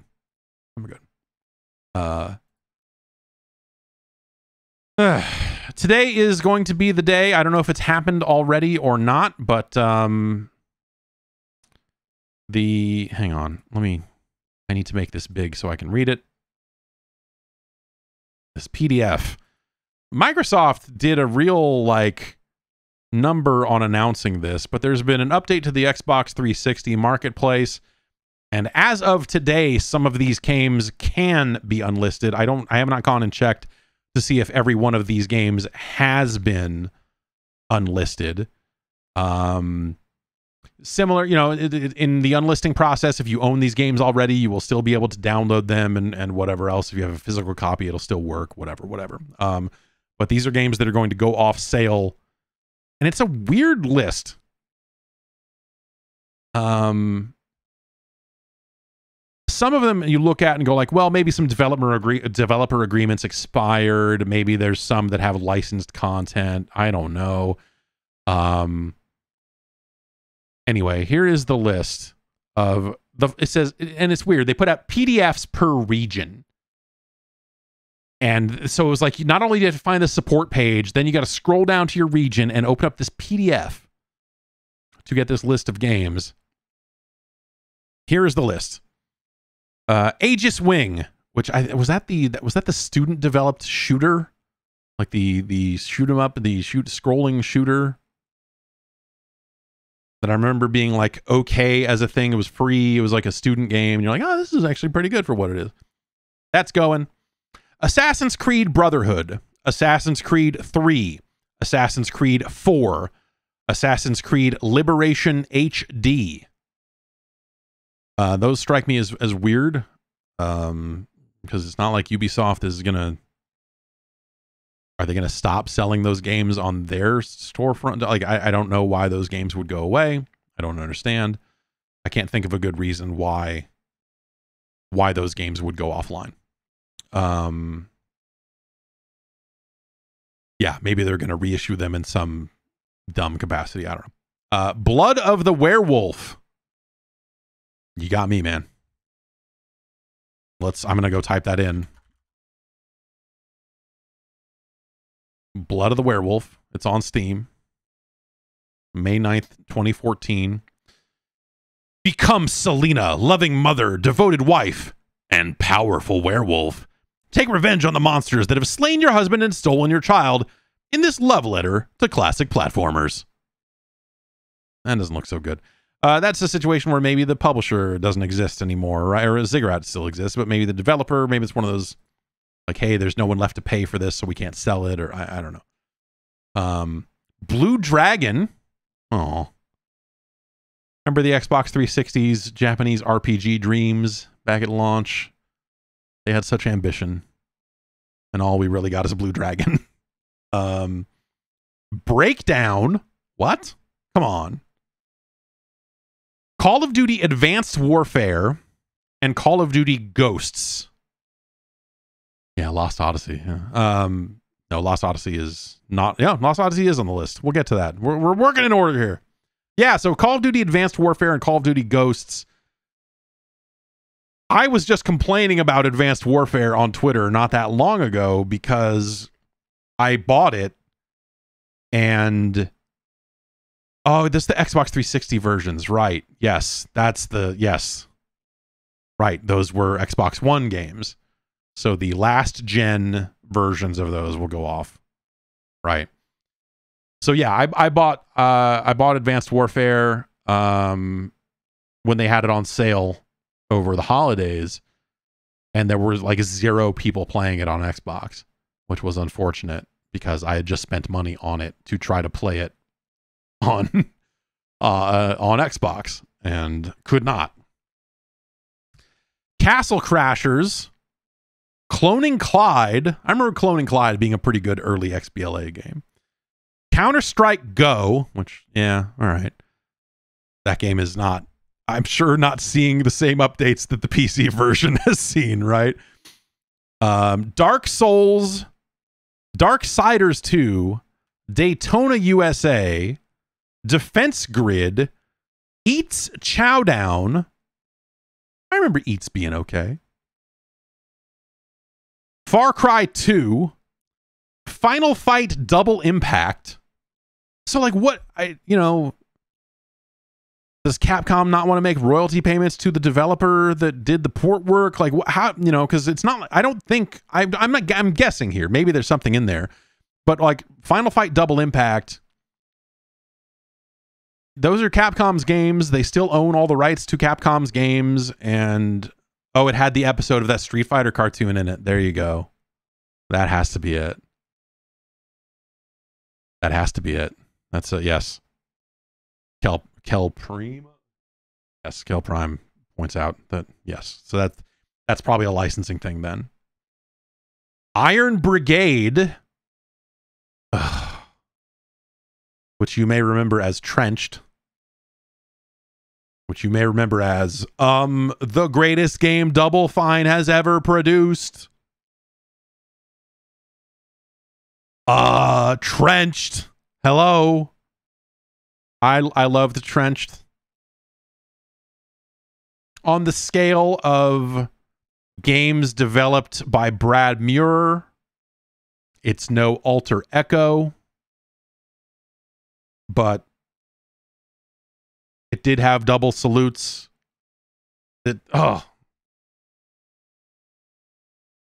Trenched is cool, man. Iron Brigade is cool as well. Not as cool as Trenched, but I always felt that they should have made a sequel to Trenched. Yes, the analog salutes in Trenched were incredible and just a lot of fun.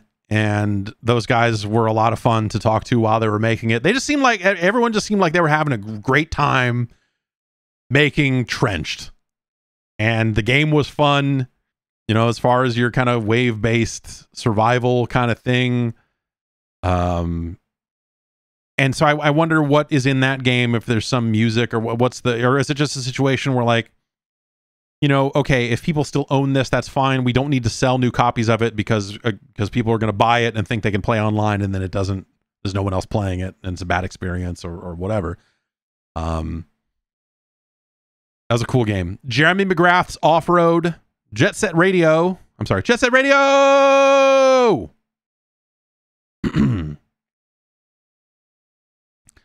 Left 4 Dead 2.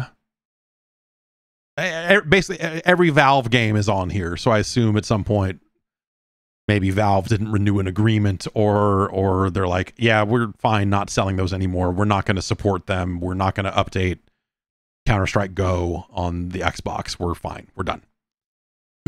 Limbo, Lost Odyssey, Mass Effect 2, Monopoly Deal, Mutant Blobs Attack, N+,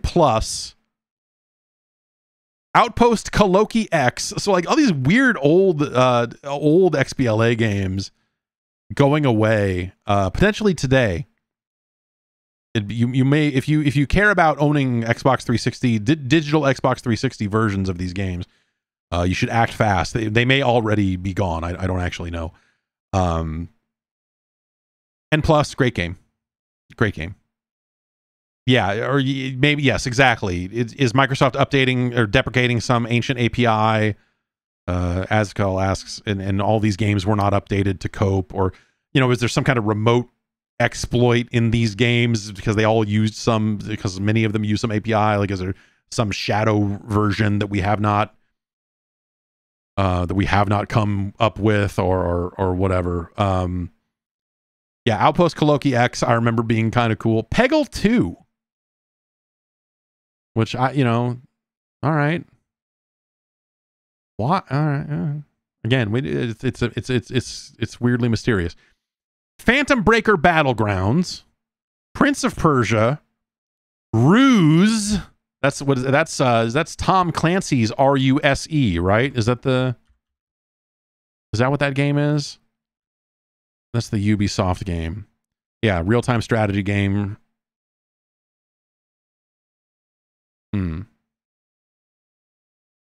Yeah, that's an RTS. Sega Vintage Collection, Alex Kidd and Co. Company. Skate 2 is that I think that's the Xbox 360 Prince of Persia with the paywalled ending. I think is what the game there, and it is not Sands of Time. I think if it was Sands of Time, it would say Sands of Time on this page, and it just says Prince of Persia. So it could be, did they reissue the original Prince of Persia and call it that, or do they call that like Prince of Persia Classic or whatever when they brought it out? I assume they brought that out. That seems like something they would have done. Skate 2 is getting delisted, which, it'd be easy to chalk that up as some kind of music licensing thing, perhaps. South Park, The Stick of Truth. Spelunky. Spelunky is perhaps one of the weirdest ones on this list. Why would we not want to keep selling copies of Spelunky on the Xbox 360? What would have changed about that game? That's a game that I look at and go like, there's nothing in there. I can't imagine there would be something in there that would be like an expired license or why it would have to come offline. And so maybe it is something. Yeah, and if you own these games, you can still re-download them and play them. So the argument of like maybe this is some API or maybe this is some weird technical reason, they are saying that you can still download them and play them if you own them. And so if this was causing a problem where it was like breaking something or it was hacking Xbox Live or whatever, they would remove these games completely and fuck them over. Or something like that, wouldn't they? I don't know. Splinter Cell Conviction, Star Wars Battlefront, Star Wars KOTOR 2, The Orange Box, The Raven Episode 1, and The Witcher 2.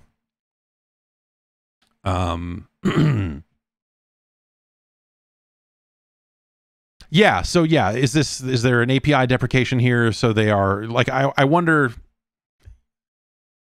They would have announced that. So I was going to say, is there going to be some change here that when you launch these games, it logs you out of Xbox Live because they don't want you to be running these games and connected to Xbox Live because of some weird incompatibility or hacking potential or some kind of situation there, that these are some of the games they're removing have a problem or are about to have a problem. So I wonder, like, yeah, if you launch these games, but I feel like they would be announcing, hey, also, If you try to launch Advanced Warfare on an Xbox 360, it will no longer connect to servers, or it will no longer do this or this. You know, if there's some kind of, I don't know what the situation here would be. And I don't believe they've said anything specific about why this is happening. They're just saying, here's the list of games getting delisted from the marketplace. And I think some of these games you look at and go like, oh, well, there's probably licensing with something like Daytona because they license the racetrack Daytona. And there's potentially something with, like you said, Final Fight Double Impact has an episode of cartoon in it. Star Wars is Star Wars, but those licenses are still, I don't know. But like Iron Brigade is something that Microsoft owns. Maybe they didn't renew the copyright on the name, but then that's how we ended up in the trenched situation to begin with. You know, why would Blue Dragon go off sale? Why would N Plus go off sale? So there's like situations where you go like, I don't know that there's licensed stuff in all of these games. Like, what about Spelunky is licensed and would have to come off sale? Especially where, you know, like maybe these games will disappear from Steam as well. I don't know, but Jet Set Radio, as of this recording, is still for sale on Steam, and that is the 2012 release.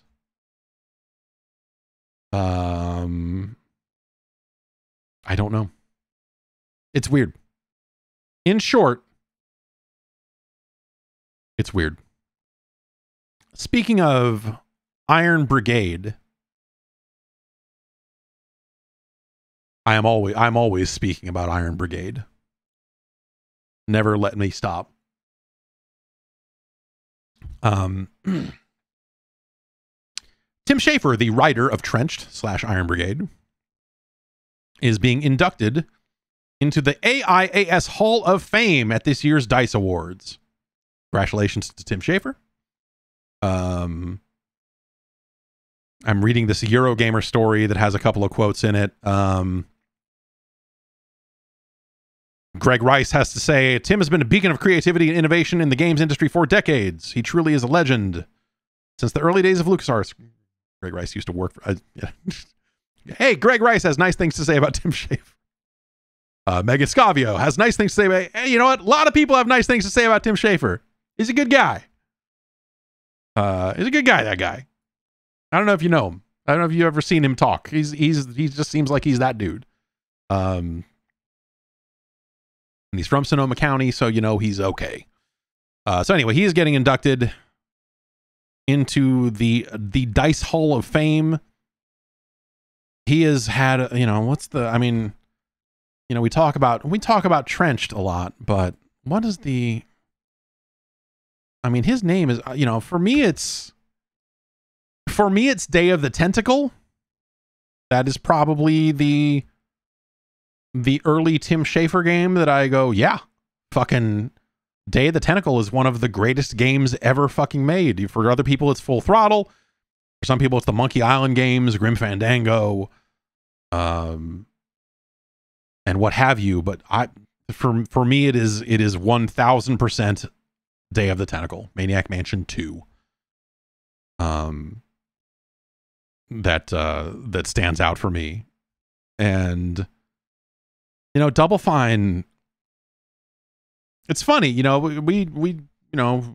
Double Fine folks were local and fun, and so they would come over from time to time, and they were usually in pretty good spirits. But hey, if you go watch that Broken Age documentary, they went through the fucking ringer, man, over the course of making all that happen. It's amazing in a lot of ways. It's one of those situations where I look at it and I don't know.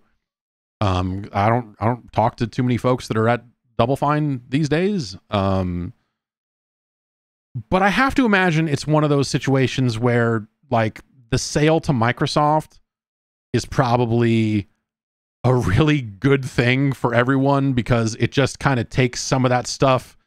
They don't have to worry about running a fucking business the same way as that maybe they used to. And I bet that is a much easier breathing place to be than maybe it was when, you know, it's like you hear some of these stories about the check, the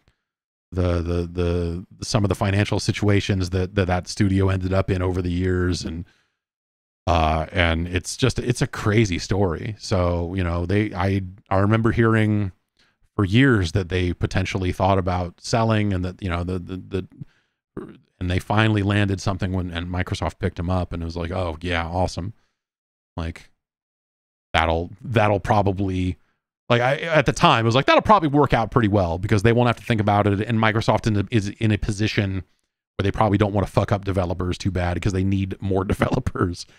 But man, I look at, like, remember, like, I'm looking at Tim Schafer's credited games, and like 2011 or like 2010, 2011, I think was a really like fascinating time for that studio.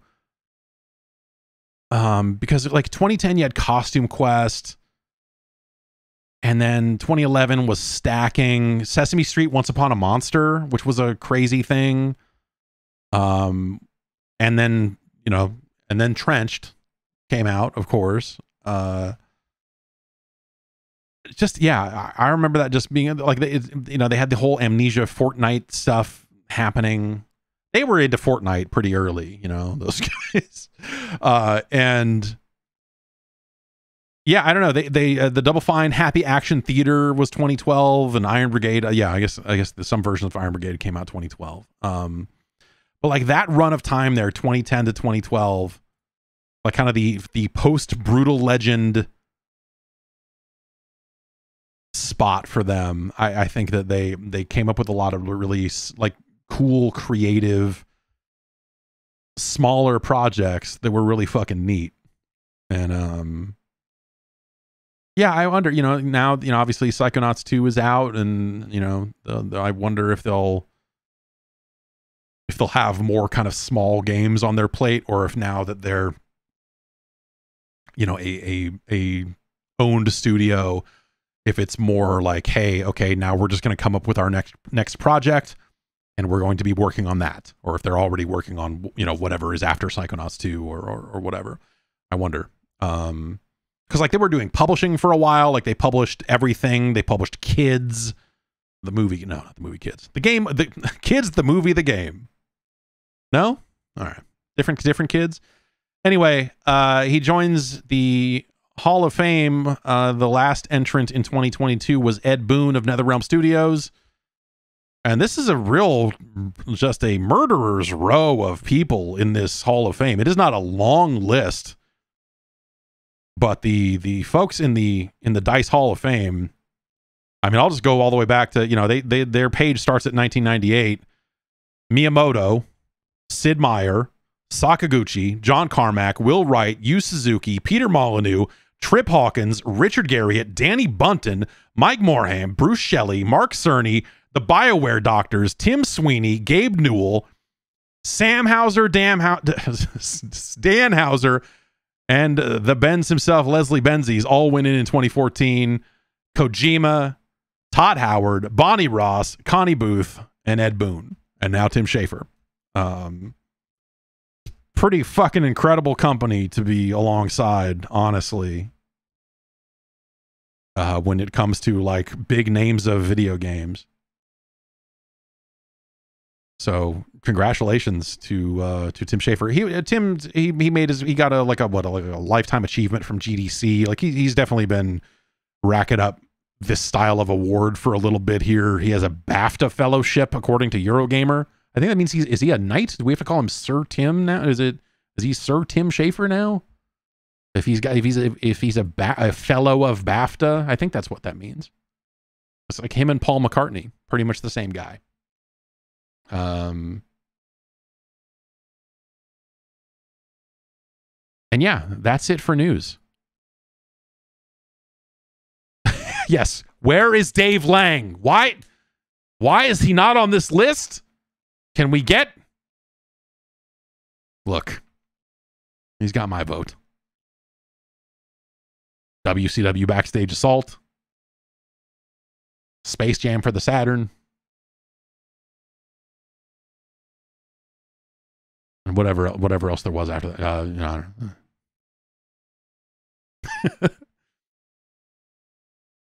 That's it for news. Why don't we get into some emails? Why don't I pull up the emails? People saying, what about Cliff? Like, I mean, you know, yeah, Roberta Williams. Sure. Yes. I think there's a ton of big names. I think, you know, when you think about like people that have had Hall of Fame careers, people that have been that relevant in video games for that long of a time. Yeah, I think there's plenty of people. I think there's plenty of people that you go like, oh, obviously this person would go in there. Anuma, sure, yeah, why not? Yeah, Jordan Mechner. David Crane is in a different wing of the Hall of Fame. They have a Pioneer Award, and David Crane was the first inductee there in 2010. Followed by Bill Budge, who you may know from Pinball Construction Set. Maybe you don't. I do. Ed Logg, Mark Blank, who was the co-founder of Infocom, along with Dave Liebling, who was also the co-founder of Infocom. Eugene F. Jarvis went in 2014. I think that might have been the year I went. I think I went to DICE the year Eugene was given that award.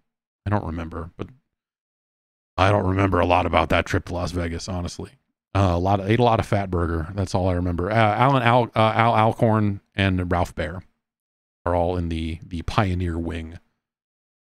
They also have a Lifetime Achievement category where you have like Arakawa and Kutaragi. You know, Phil Spencer, Bing Gordon, Takeda's in there. You know, there's like a good cross section there too.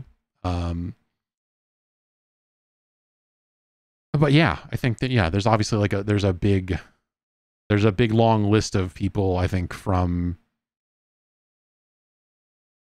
the 70s onward that you would go like, who are the big names that you would put into a game developer focused Hall of Fame. Jeff Minter, yeah, absolutely. I think Jeff Minter has absolutely had a Hall of Fame career. Hey, speaking of which, the big PMU, Rich Whitehouse's Jaguar emulator has been updated to play CD games, Jaguar CD games, all like 12 of them or whatever it is. And that's super exciting. You can back his Patreon for early builds of it. Those people have been playing that build, the CD build, for a while now. It is now publicly available. And he's got a list of things that he wants to do with the emulator. He sounds like he's taking a break and looking to, you know, raise some money with his health issues and stuff. So check out, what is it? It's go to richwhitehouse.com/Jaguar. And you can check out that emulator. And then there's a link to his Patreon there as well, if you want to get access to some early stuff and all of that as well.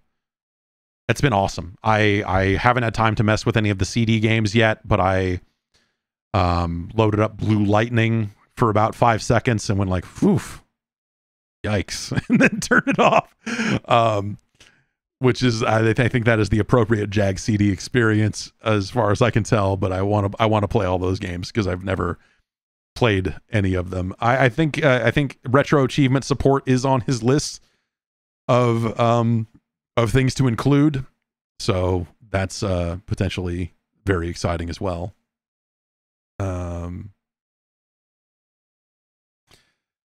Anyway, emails.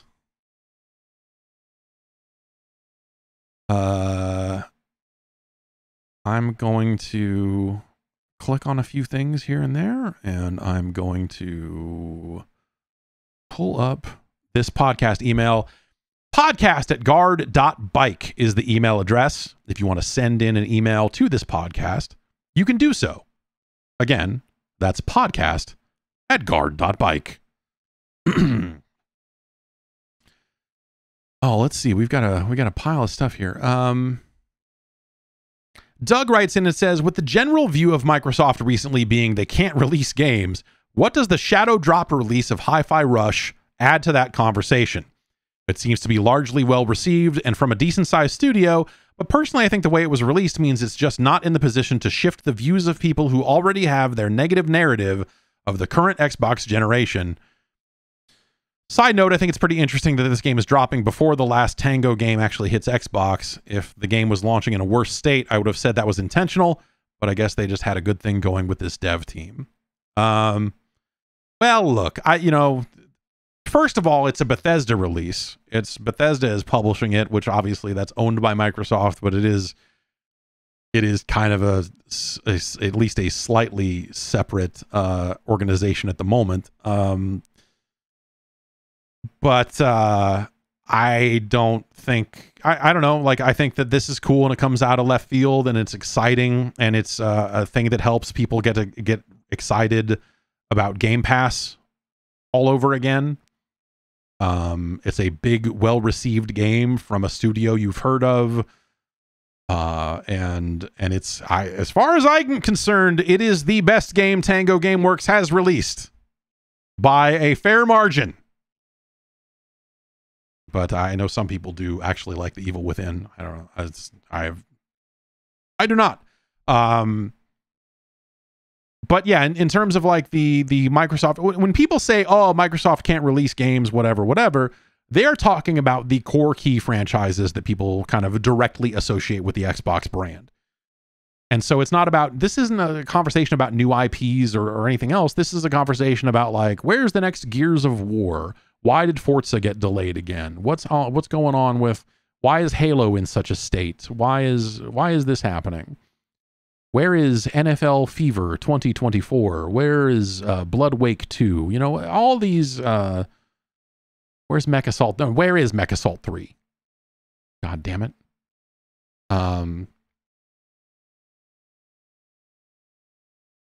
So yeah, I think that it's kind of a weird, you know, because I do think that like it's for Microsoft, it's got to be about a cadence. For Microsoft, it's got to be about hitting marks for a while now. They've got to get back in a position where it's like, hey, what if we were putting out one game a month or one game every other month? I don't know what the right cadence is. It seems like they have enough announced games in the pipeline that I would expect that they would eventually try to get on that track. It would be nice if they had, you know, especially with Game Pass being a subscription service, it would be good for them to be in a place where the games were coming out at a pretty predictable clip, where you're like, okay, once a month we're going to get a big one of these from the first party studio, from this, you know, like a big old game. And I think that would be a really amazing place for them to be. I don't think they'll get there this year, obviously. You know, it's in February, but we haven't hit that pace just yet. But they have needed to get back on track with putting games out for kind of a while now. And I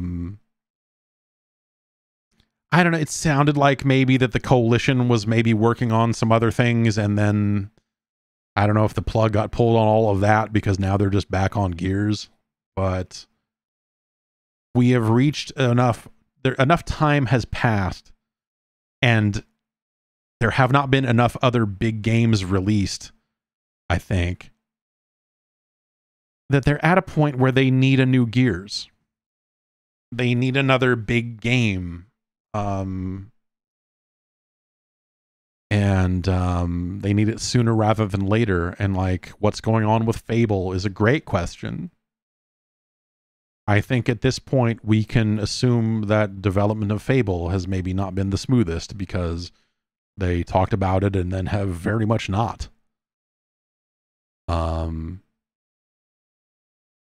Is Gears of War still relevant in 2023? Asks Z-Wolf. That's a great question. And it's the same question I asked when Gears 5 came out, and then played it and went like, damn, this is pretty good. So I think that they are very capable of making a Gears of War game that people will want to play.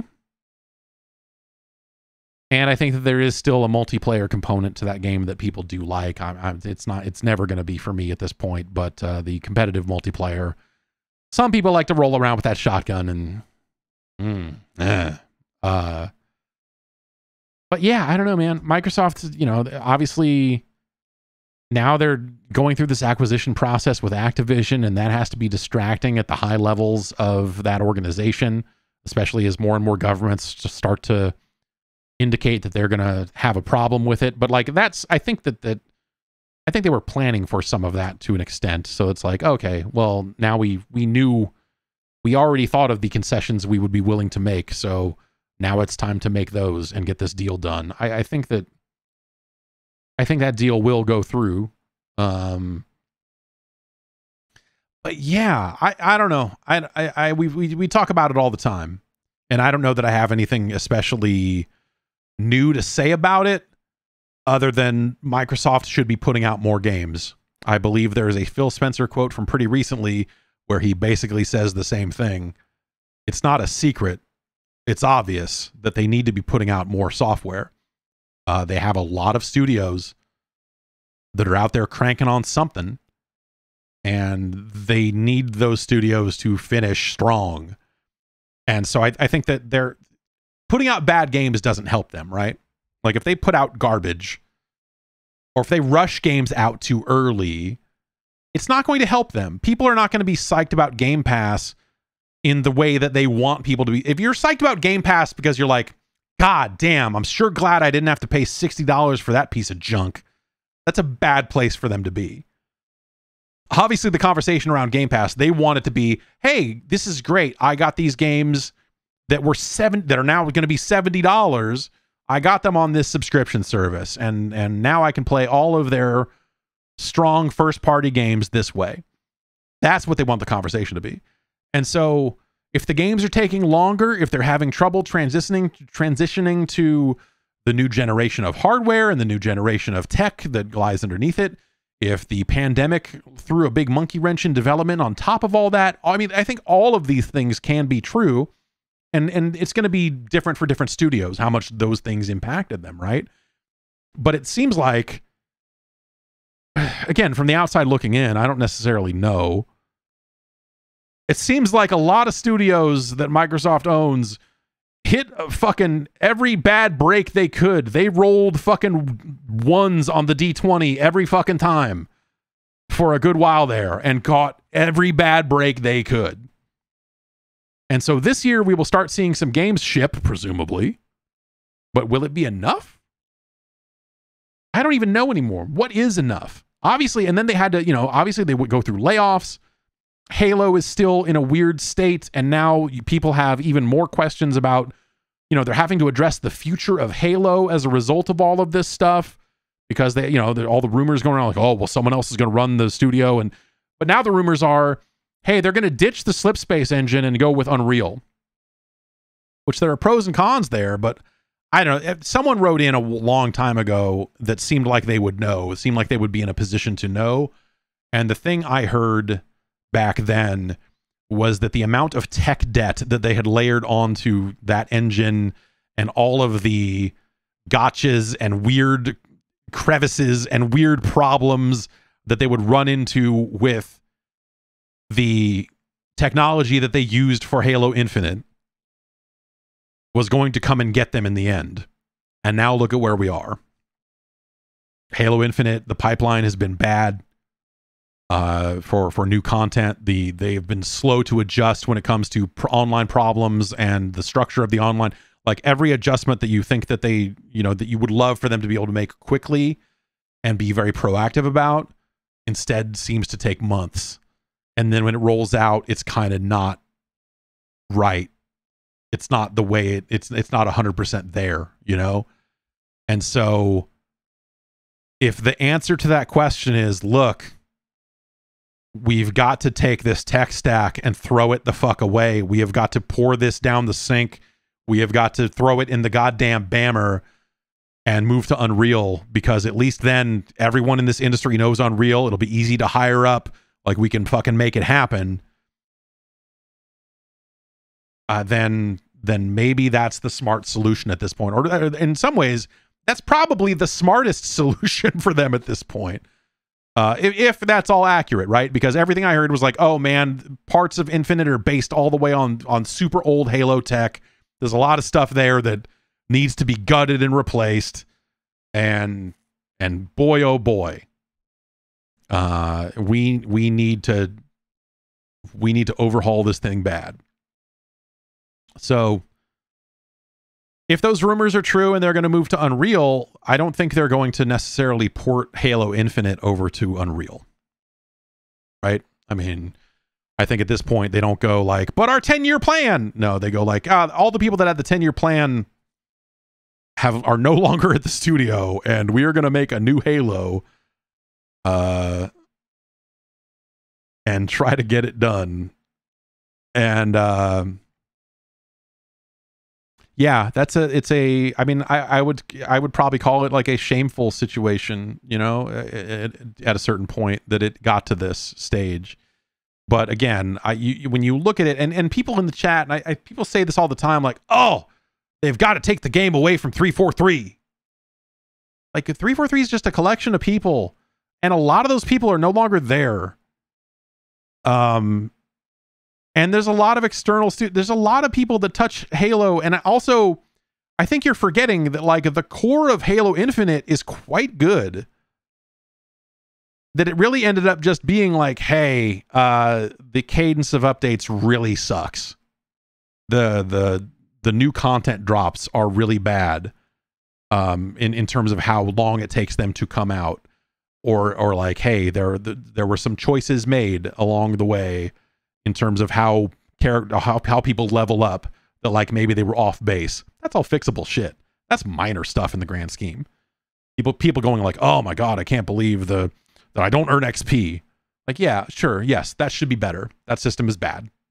The system they're rolling out seems better, maybe not fully fixing the problem, but you know, at the end of the day, that game needs content. That game needs more maps and all that. Like, that's the actual issue. You know, the leveling curve and the battle pass doesn't have great cosmetics on it. Like, sure, yeah, it'd be cool if it had better stuff on it, but that's fucking small potatoes compared to the capital P problems that they had in terms of just like getting levels out the door and getting more levels out the door and having a compelling event schedule and getting co-op done and whatever else, right? So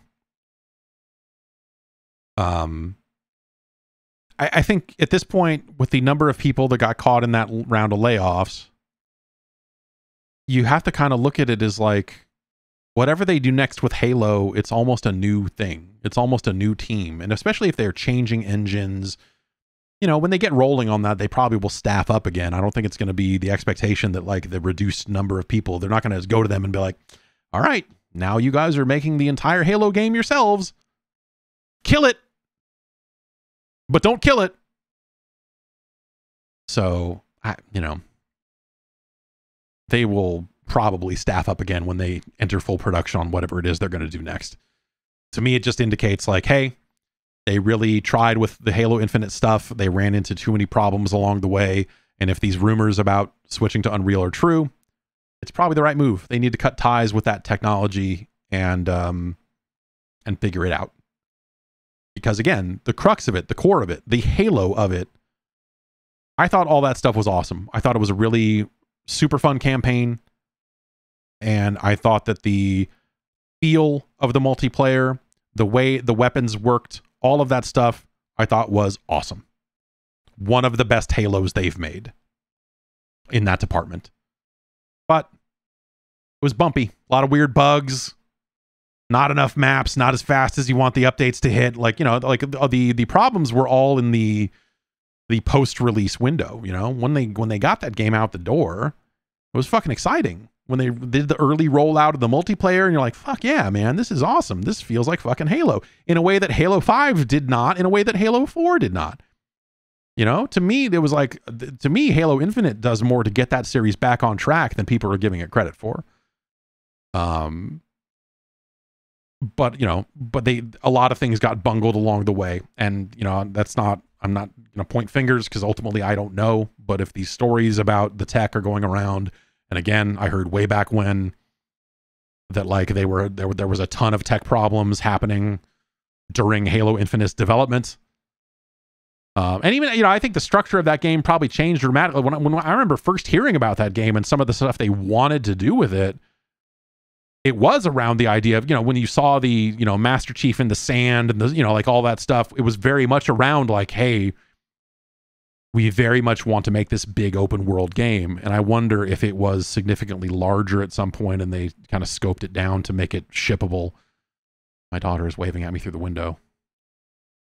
She went to her first dance class today. I'm very curious about how it went. I told her this morning that she didn't need to go to dance classes because she can already dance. And then she was like, no, I can't. I need to get better balance. Like she was worried that I was telling her that she couldn't go to dance class. I was like, you're good. You're still gonna go. But you're already pretty good. She can twirl. I can twirl. I can get her in my hand. She'll do twirls and, you know, she can twirl. Mike from Jersey writes in with the finally getting down to the real questions. With the impending climate apocalypse, do you think Johnny Mosley is upset he'll never actually know what it would be like if it snowed in San Francisco? So I would say, considering the way climate change seems to work, we could just as easily be seeing a scenario where it does snow in San Francisco. I want to say that even in the last handful of months here, there was a day in the Bay Area where it was snowing at an alarmingly low elevation. So, you know, maybe Johnny Mosley will get his Mad Tricks wish. I don't know. If he's lucky.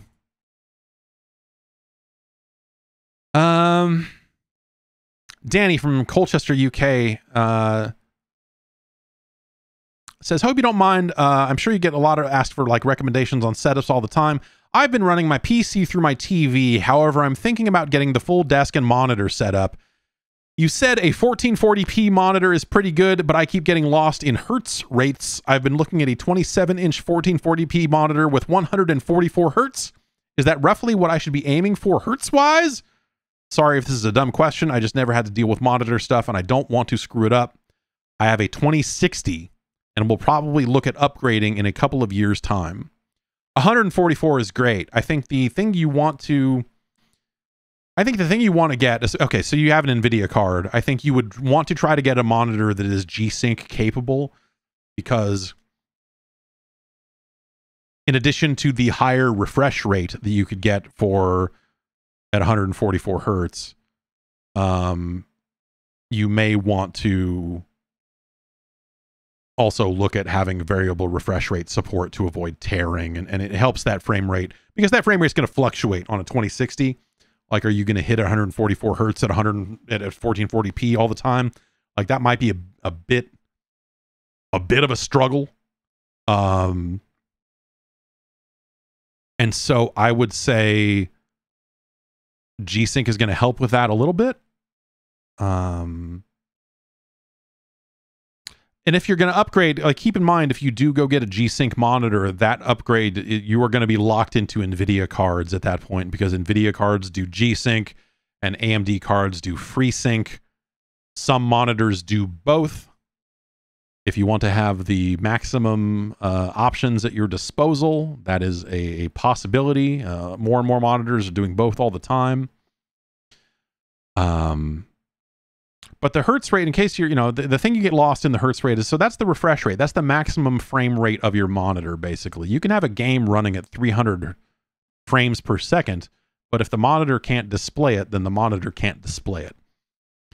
And so getting a refresh rate that is higher than 60, I think anything you do that's higher than 60 is pretty fucking rad. But I guess I would say, like, expect that some games are not going to run at 144 frames per second at 1440p with a 2060. So when you do decide to do that upgrade, you will probably feel it quite a bit. And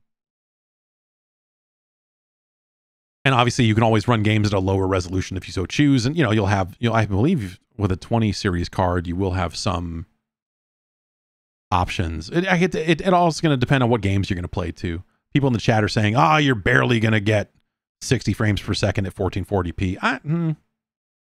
It's going to depend on the game. But yeah, running big modern games, a 2060, 1440p, 144 hertz, like it'll be a struggle at that point. DLSS will help in some of those cases. 20 series cards can do that, right? They do DLSS, right? I'm trying to remember. But it's all going to depend on the game. Yeah. So yeah, Sir 5000 in the chat saying I get 1440p 60 on a 1070 card. So yeah, your mileage may vary. It's going to depend on the game you're playing. Hey, Callisto Protocol might run like shit, but it seems to run like shit on everything. So, but yeah, I would opt for something that is going to support G-Sync, because that variable refresh rate stuff is going to help smooth out a lot of your experience with fluctuating frame rates. I think it'll help with that quite a bit. Chris from Long Island writing in. Say with the recent success of video game adaptations such as the Sonic the Hedgehog movies and the Last of Us TV show, do you think we could see a resurgence in movie and television adaptations of video games? Yes, absolutely. I have to imagine that the success of Sonic in theaters, and of course Last of Us is breaking records for HBO or whatever, right? Yes, definitely. I mean, you're seeing more and more of that now, right? I mean, yes, they're Amazon Prime's got their Tomb Raider thing. The Twisted Metal series is going to come out pretty soon here. The Mario movie is due out in a little bit here. And yeah, we're going to end up... Yes, we'll get a lot of stuff. I think it will be probably only for the bigger franchises. Yes, but also Sega, there's that Comic Zone treatment that was going around. So a lot of weird, smaller stuff.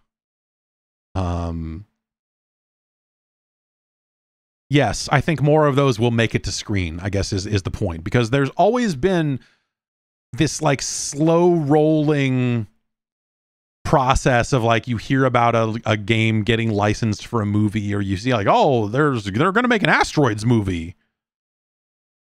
And you're like, the fuck? What? Really? Why? So a lot of the conversation is happening all the time, but I think the odds of those projects getting full on green lit and making their way to a screen is probably very much on the rise. Because of the success of those franchises, right? And it's been, it's been, that stuff's been huge. So yes, I mean, in an industry where everyone just plays follow the leader all the time, and everyone is desperate to find something that will work, something that they can count on to be a guaranteed hit, they will convince themselves that that is the route to go, and we will end up with a bunch of fucking terrible shit, and then it'll all go away again, probably.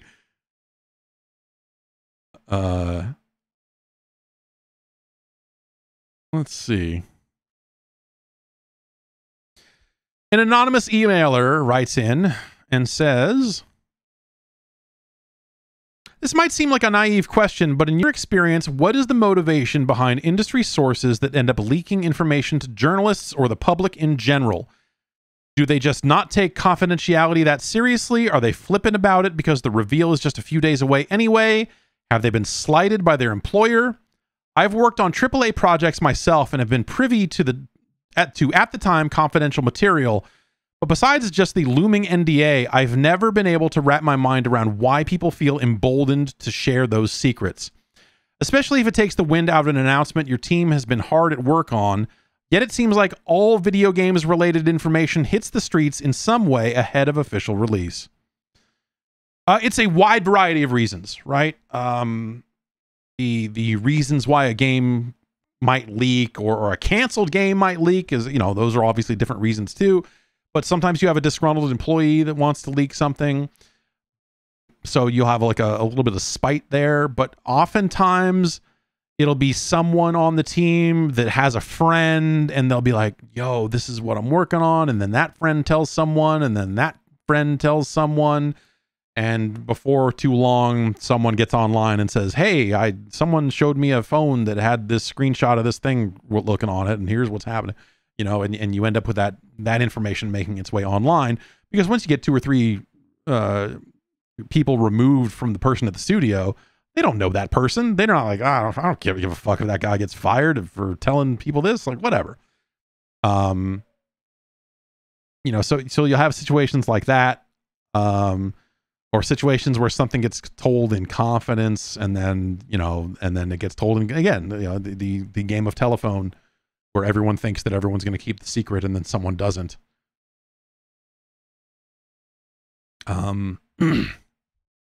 You will have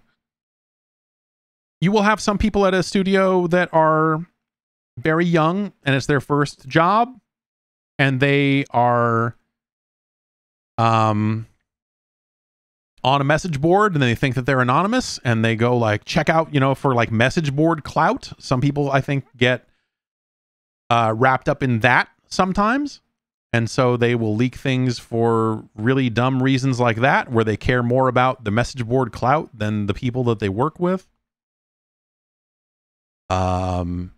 You will have situations where someone is really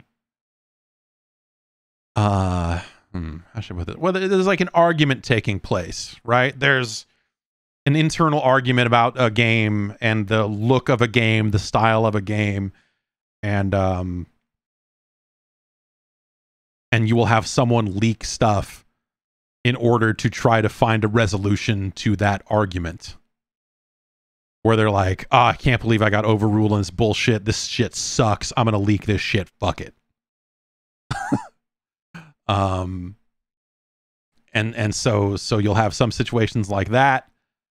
You will have situations where an unannounced game may be on the chopping block, or like the people on the team are worried that, hey, we've been working on this game a long time and it hasn't been announced yet. What the hell is going on? We should leak the game so that there starts to be some public support for it, so that the publisher doesn't come in and kill it. And so you'll have like a very like carefully, but it's a variety of things, and you know, a variety of reasons. And sometimes it'll be like, hey, or sometimes it'll be a situation where someone knows something is going to leak anyway, because like, oh, there's a, you know, this would be the case of like, hey, this game's on the cover of Game Informer, and we know subscriber copies are supposed to be out on this date, but the Game Informer subscriber copies always end up, someone always gets one 3 days early somehow.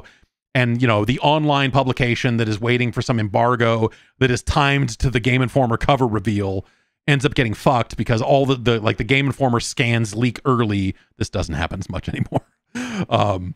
And so then the online publication is rushing to publish it early because they're like, well, what the fuck? And so you'll have situations like that as well. Yeah, you'll have people that are just like far enough away from the development of the game that they just like, they leak a thing. You'll have situations where an outside contractor or an outside focus tester is brought in, and they sign an NDA and then they don't take it seriously. There have been situations where people have worked with influencers who were just like, literally were like, I don't give a fuck about NDAs, and then they go and leak a thing because they think that like their viewership is gonna be, you know, that is gonna exempt them from any kind of punishment, or like companies will still work with me because I'm too big to fail, and then companies go like, actually, fuck you, we're never talking to you ever again. But yeah, there's plenty of people involved with the production of a game that don't think it's a big deal at all, and that it gets out early, and the idea of just like, oh, it ruined the big moment for the team. Like, is that a big moment for the entire team or just the people at the studio leadership? Like, you know, there's a lot of debate around if that stuff even fucking matters. I'm sure for some teams it's a big deal, and for some it's not. But, you know, I think you have some people that are just like, it's dumb that this is a secret. You know, why are we even, you know, as though the Dragon Age leak stuff.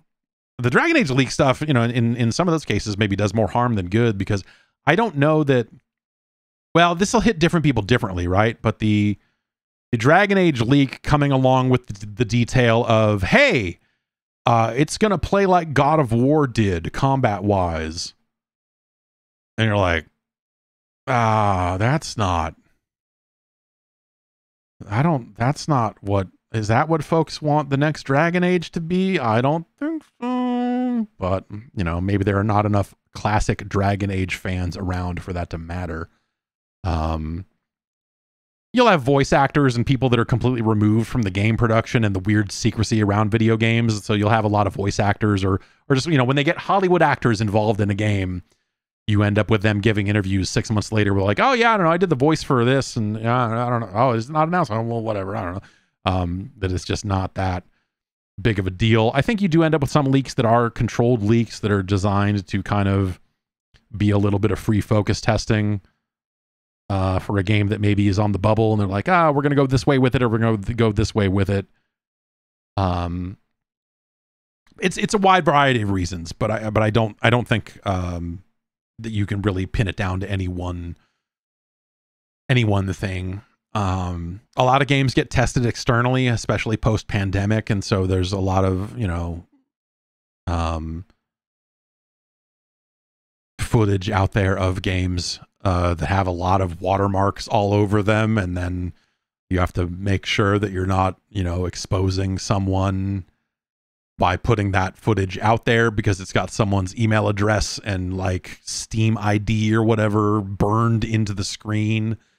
But it's easier than ever to stream stuff privately, and so it's very easy to go and, you know, like, I don't know, see footage of the next skate or, you know, whatever.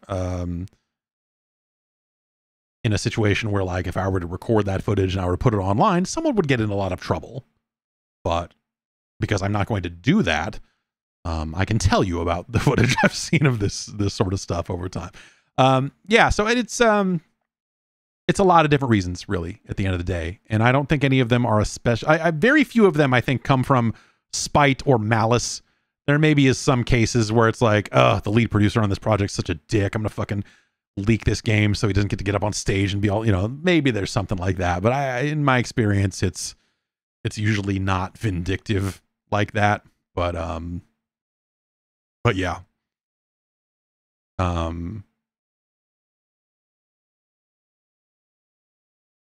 Obotech says, I think we should be asking how do developers keep things secret, like how Hi-Fi Rush just came out of nowhere. Hi-Fi Rush leaked like the day before, remember? Like it did leak. So that you know, I don't know if it was like the full trailer. I don't think it was like full footage of it or anything, but like the idea of like, hey, there's a game coming from Tango and it's going to be on this thing, and, you know, like that was going around for sure. So, but hey, day before, whatever. I think the real problem is you end up with stuff like, you know, Capcom can't keep their fighting game rosters under wraps, so they barely even try anymore. I'm trying to remember. There was a case where, you know, so there have been times over the years where, like, Capcom is, you know, they bring in external people. They bring in people from the fighting game community ahead of an announcement to see something or play something, and then that stuff leaks that way. There was some story. I'm not going to get too into it because I can't remember the exact specifics of it. But like someone ended up with a copy of a game that they were not supposed to have, and they had taken it to like Vegas or something to play it with people. And someone from Capcom got on a plane and went out and said, give me that fucking disc right fucking now. Yeah, I don't, yeah, there's just a lot of fucking, a lot of crazy shit, especially around Capcom's fighting games. It seems like over the years, that is the most ridiculous shit for sure.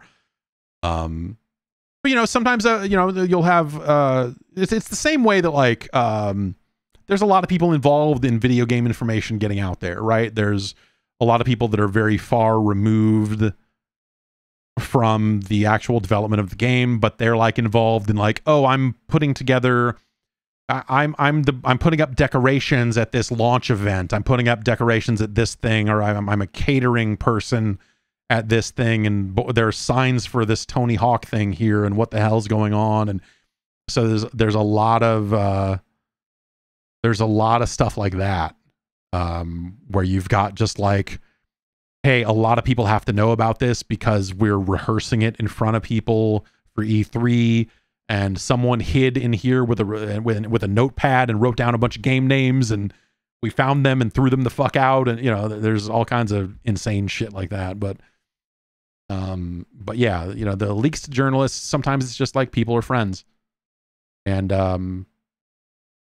like, hey, this is what I'm working on, and it's pretty awesome, and you can post about it if you want to do that or not, or like I've had a lot of stuff leaked to me that has been reported on, and a lot of stuff leaked to me that is not. It kind of just depends on the circumstances. Like some of it is like good to know for future planning, or it's good to know because then you know what questions to ask someone, because you happen to know, like, oh, I know what this company is releasing for the next 9 months, and I'm going to interview the head of that company right now, and let's ask some leading questions and see what happens.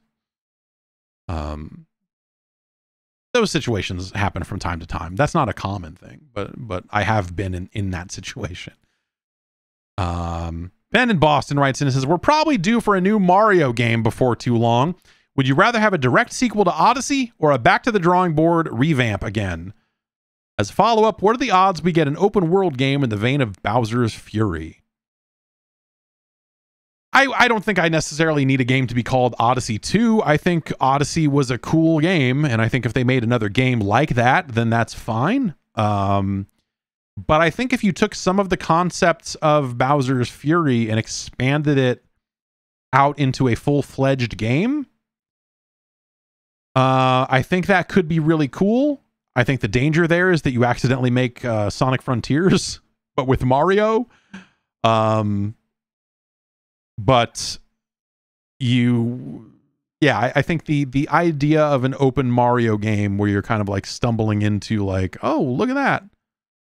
Wow, there's a Mario level here in the middle of this desert, or whatever it is. Like, I think that could be cool. I think that would be neat for them to do. Bowser's Fury sure did seem like a test for that type of concept. I'll be curious to see if they directly expand upon those themes, or if they have different ideas in mind for what to do next.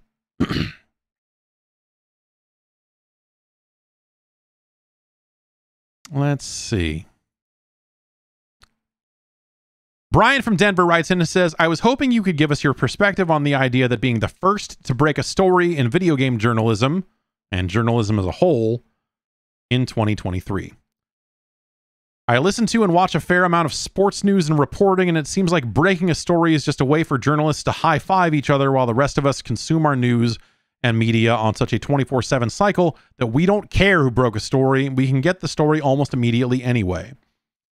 Did breaking stories ever matter in video game journalism? And does it matter now? Yes and yes. But the reasons why it matters now is almost exclusively a business proposition. Is almost exclusively we were the first people to have this story and we ran it, and hopefully Google decides to make us the first search result in their algorithm. Of course, what happens more frequently is a site that has much better a much better SEO relationship with Google, over time, will rewrite the story and credit the source and say, hey, so-and-so is reporting that this is happening. And then they will be the ones that end up showing up first on Google. It's a bad, it's a bad system. And so, yes, the long-term brands that have been around for a long time, the IGNs and the GameSpots of the world, can, kind of rewrite some of those stories and still strongly benefit from it.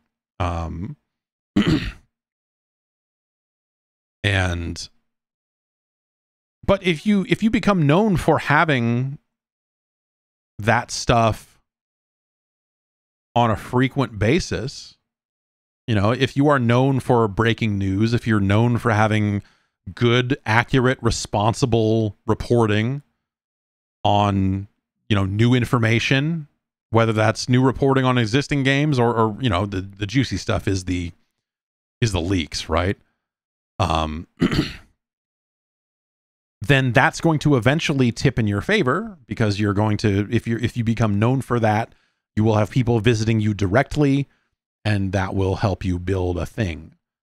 And so, yes, it's one of the cornerstones that people can use to build a brand, I think, is to have an amount of breaking news. It's having a healthy news organization is kind of it's the cornerstone of an SEO business, or at least it was. I don't know. Now it's like,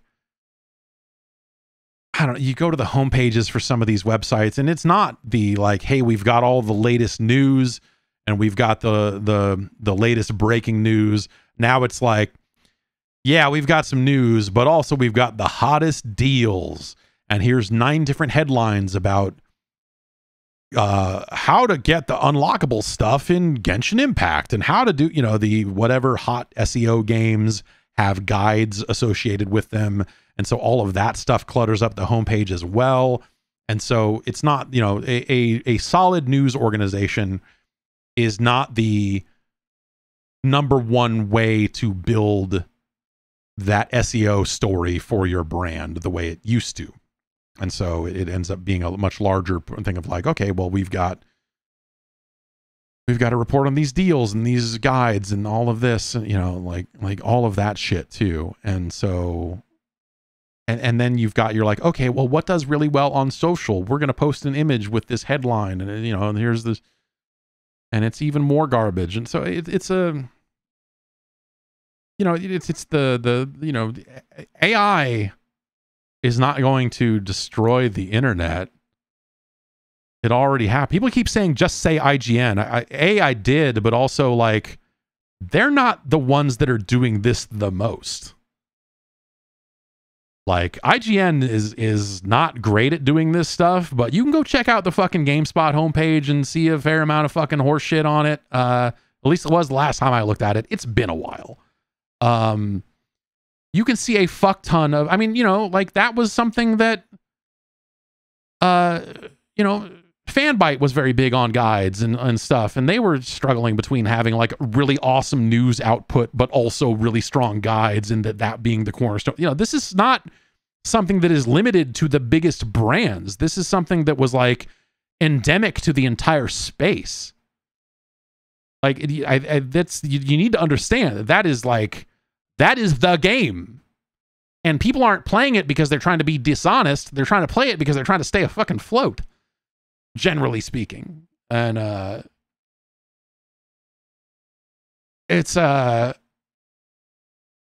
anyway, AI is not going to come in and fucking destroy websites and destroy the internet because they were already too busy destroying themselves. And catering to all that SEO stuff was always something that was, the wheels were always going to fall off of that someday. And they haven't yet. But that was when we fucking, back in 2008, we were saying like, oh, the advertising is going to change for real. All of this stuff is going to break. When we were just off by a decade or more. But I do still firmly believe that whole thing is going to fucking collapse. And it should, because it's all built on things that you're not doing to better serve humans. You are doing it to make sure that your article is better served by a search engine. And so you're not writing headlines that are effective for humans, or the things that like a human would necessarily click on. It's things that Google thinks humans want to click on. And so the whole thing is always had this like robotic middleman in there where you've got people going like, all right, every 3 hours, we're going to change this headline to something else because we're going to go look at Google Trends and oh, it says this, and we need to change this and figure all of this out. So when AI takes the website click out of the loop because the AI is just serving the information directly on google.com, that is merely an expansion of what Google has been trying to do for years, which is have their little drop-down things where they anticipate questions about your search and you can just read it right there. instead of clicking through and actually giving a page view to a brand that might very well need it. And so this has already been broken forever. This has been broken for a very long time.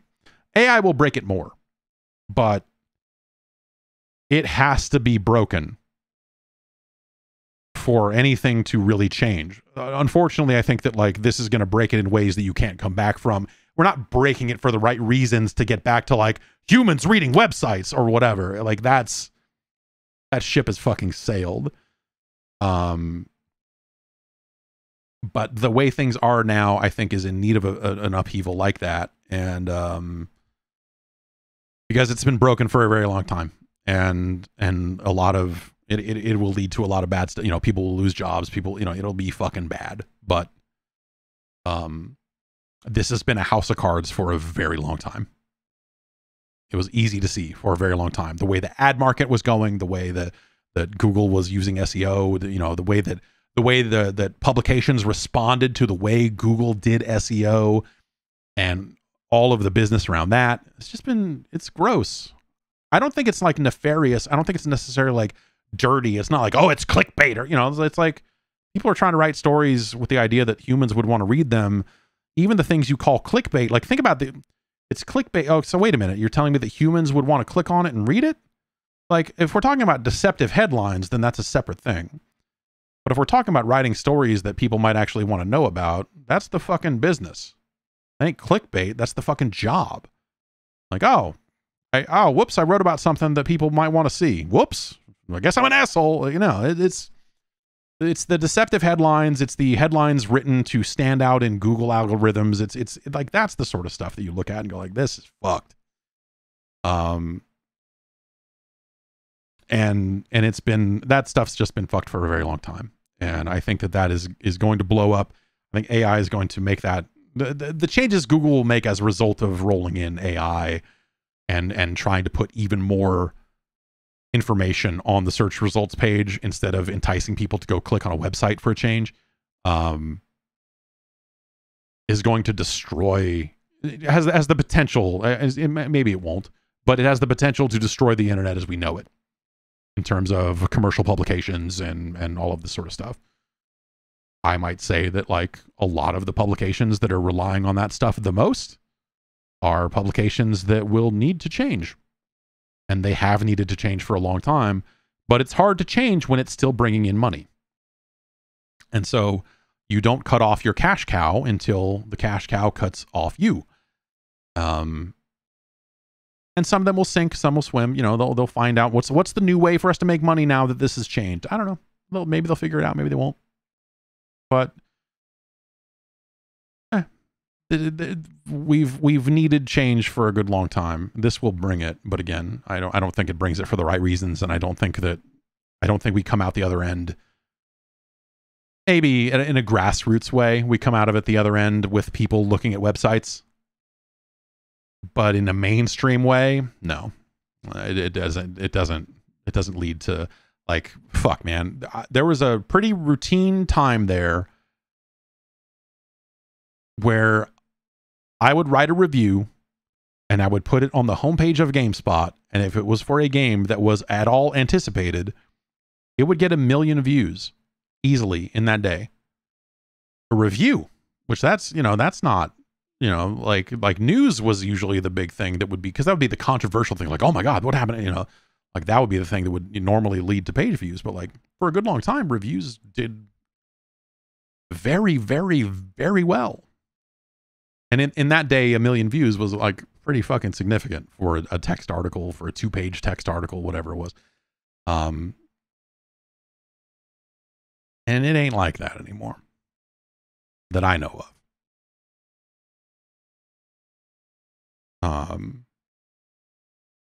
Does IGN's paragraph about why they think that they shouldn't address the J.K. Rowling stuff in a review context, does that do 1 million views? Maybe, because it's like controversial and maybe one of the dumbest fucking things I've ever read. So maybe that does 1 million views or more. But those are going to be rare cases of controversy around that sort of stuff. Let's see what else we got.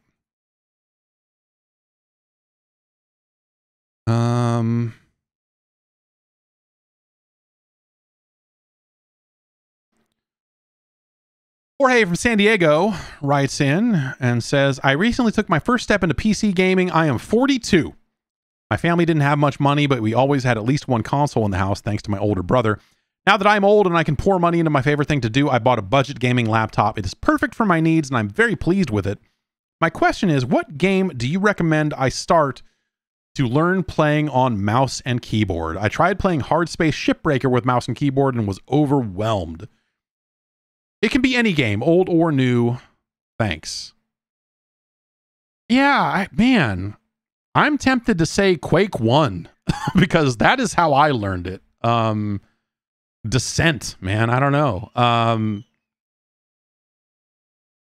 I played, Portal. A lot of people in chat are saying Portal. Portal 1 is probably a good, because that Portal is a, generally speaking, not an action game, and it is a slower paced game, so you have time to move around and aim, and the dexterity requirement is slightly lower. Some folks are saying Minecraft, XCOM 2. Yeah, maybe XCOM 2, but point and click adventures like Day of the Tentacle. I guess you would get used to using a mouse that way, but I think we're specifically talking about learning first person movement, right? The whole WASD. The thing you'll find that is nice these days is that all of that stuff is standardized, whereas back in the Quake 1 days and all of that, it was every game was a little bit different, and some games still used arrow keys, and some game, very few games were using WASD at the time. And so now that that's become more of a standard, I think that'll probably help. Some folks saying Quake 3 Arena, Unreal Tournament, and those are all. I think old shooters might be nice for that sort of stuff. Power Wash Simulator is a good choice there, because that's another one that you can take at your own pace and you'll just get used to walking around and aiming in a non-competitive, slower environment. I think that's actually a really good choice. Something like Portal 1, Power Wash Simulator, I think those are both really solid choices for just getting used to first person movement in a game. That'll at least get you more comfortable with the controls. The flying in space, in hard space, and the whole lack of gravity, maybe Descent would help with that. I don't know, but yeah. Ben from New York writes in, we'll take this as our last email. On last week's podcast, you mentioned that Tarkov-like was not a great name for that style of game. In the spirit of auto shooting survival games, ass games, may I suggest the persistent inventory system shooter, or piss games? I think this term really gets the point across, and piss really rolls off the tongue.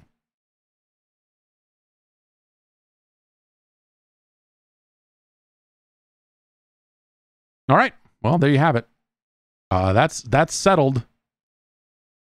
Call of Duty DMZ is a piss game, and as we all know, piss really rolls off the tongue.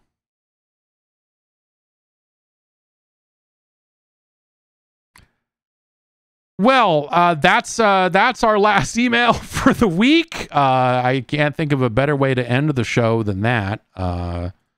So thanks to Ben for writing in with that. What's going on? Hey, so I want to play some... Man, I am constantly forgetting the name of this game. Meet Your Maker. The demo is on Steam. We'll probably play some of that. How about tomorrow? Maybe we'll play some of that tomorrow. Might start a little late. I am intending to... I have to check some schedule things and make sure this will all work.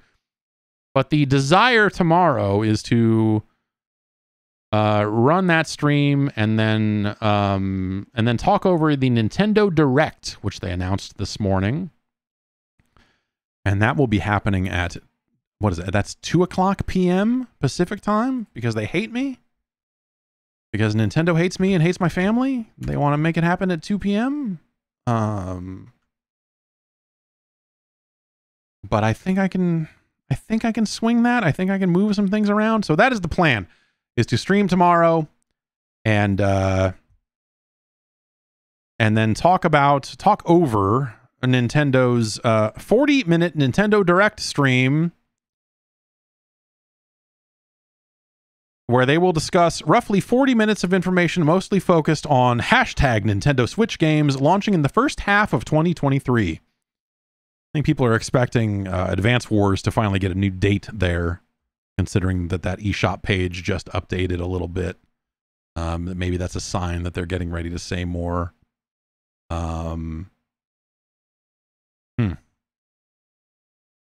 Yeah, we'll see. Do you put Zelda here, or have we seen enough Zelda and they just don't need to show any more of it? I wonder if they're going to have Zelda seems like a thing they could have a dedicated showcase for if they wanted to. Zelda OLED Switch, it's time. Yeah, no, totally. I could see them very much saying, hey, like announcing a limited edition Zelda Switch alongside, whatever they're going to announce. Yeah, so that is the plan. Hopefully we'll stick to that, and we'll look at all the Nintendo stuff together tomorrow at 2 p.m. Pacific. But before that, I will get in some other video games, like Meet Your Maker, which is neat. And I want to build a base. We'll build a base. How about that? We'll build a base together. We'll try to build something truly devious. All right, everybody. I'm going to head out. Have a good rest of your Tuesday. Be back Wednesday morning with more of whatever this is. Head on over to patreon.com/Jeff Gerstmann. You want to get access to more. We recorded the new episode of Game Boys to Men yesterday. That'll be up this week. The new episode of the Jeff Gerstmann Hall of Fame has also been recorded, and I've got to slam some videos together and do some light editing on that to get it out the door. Part of that was filmed in the garage, which could be pretty exciting. Or not. It's a garage. So be on the lookout for those. Those will be hitting the Patreon pretty soon. That's all I'm going to commit to pretty soon, because I think there's some editing I need to do to the Hall of Fame, and there's one thing I need to fix on Game Boys to Men's before that can go out the door. So I will get on that and get those out the door to you as soon as I can. Have a good one, everybody.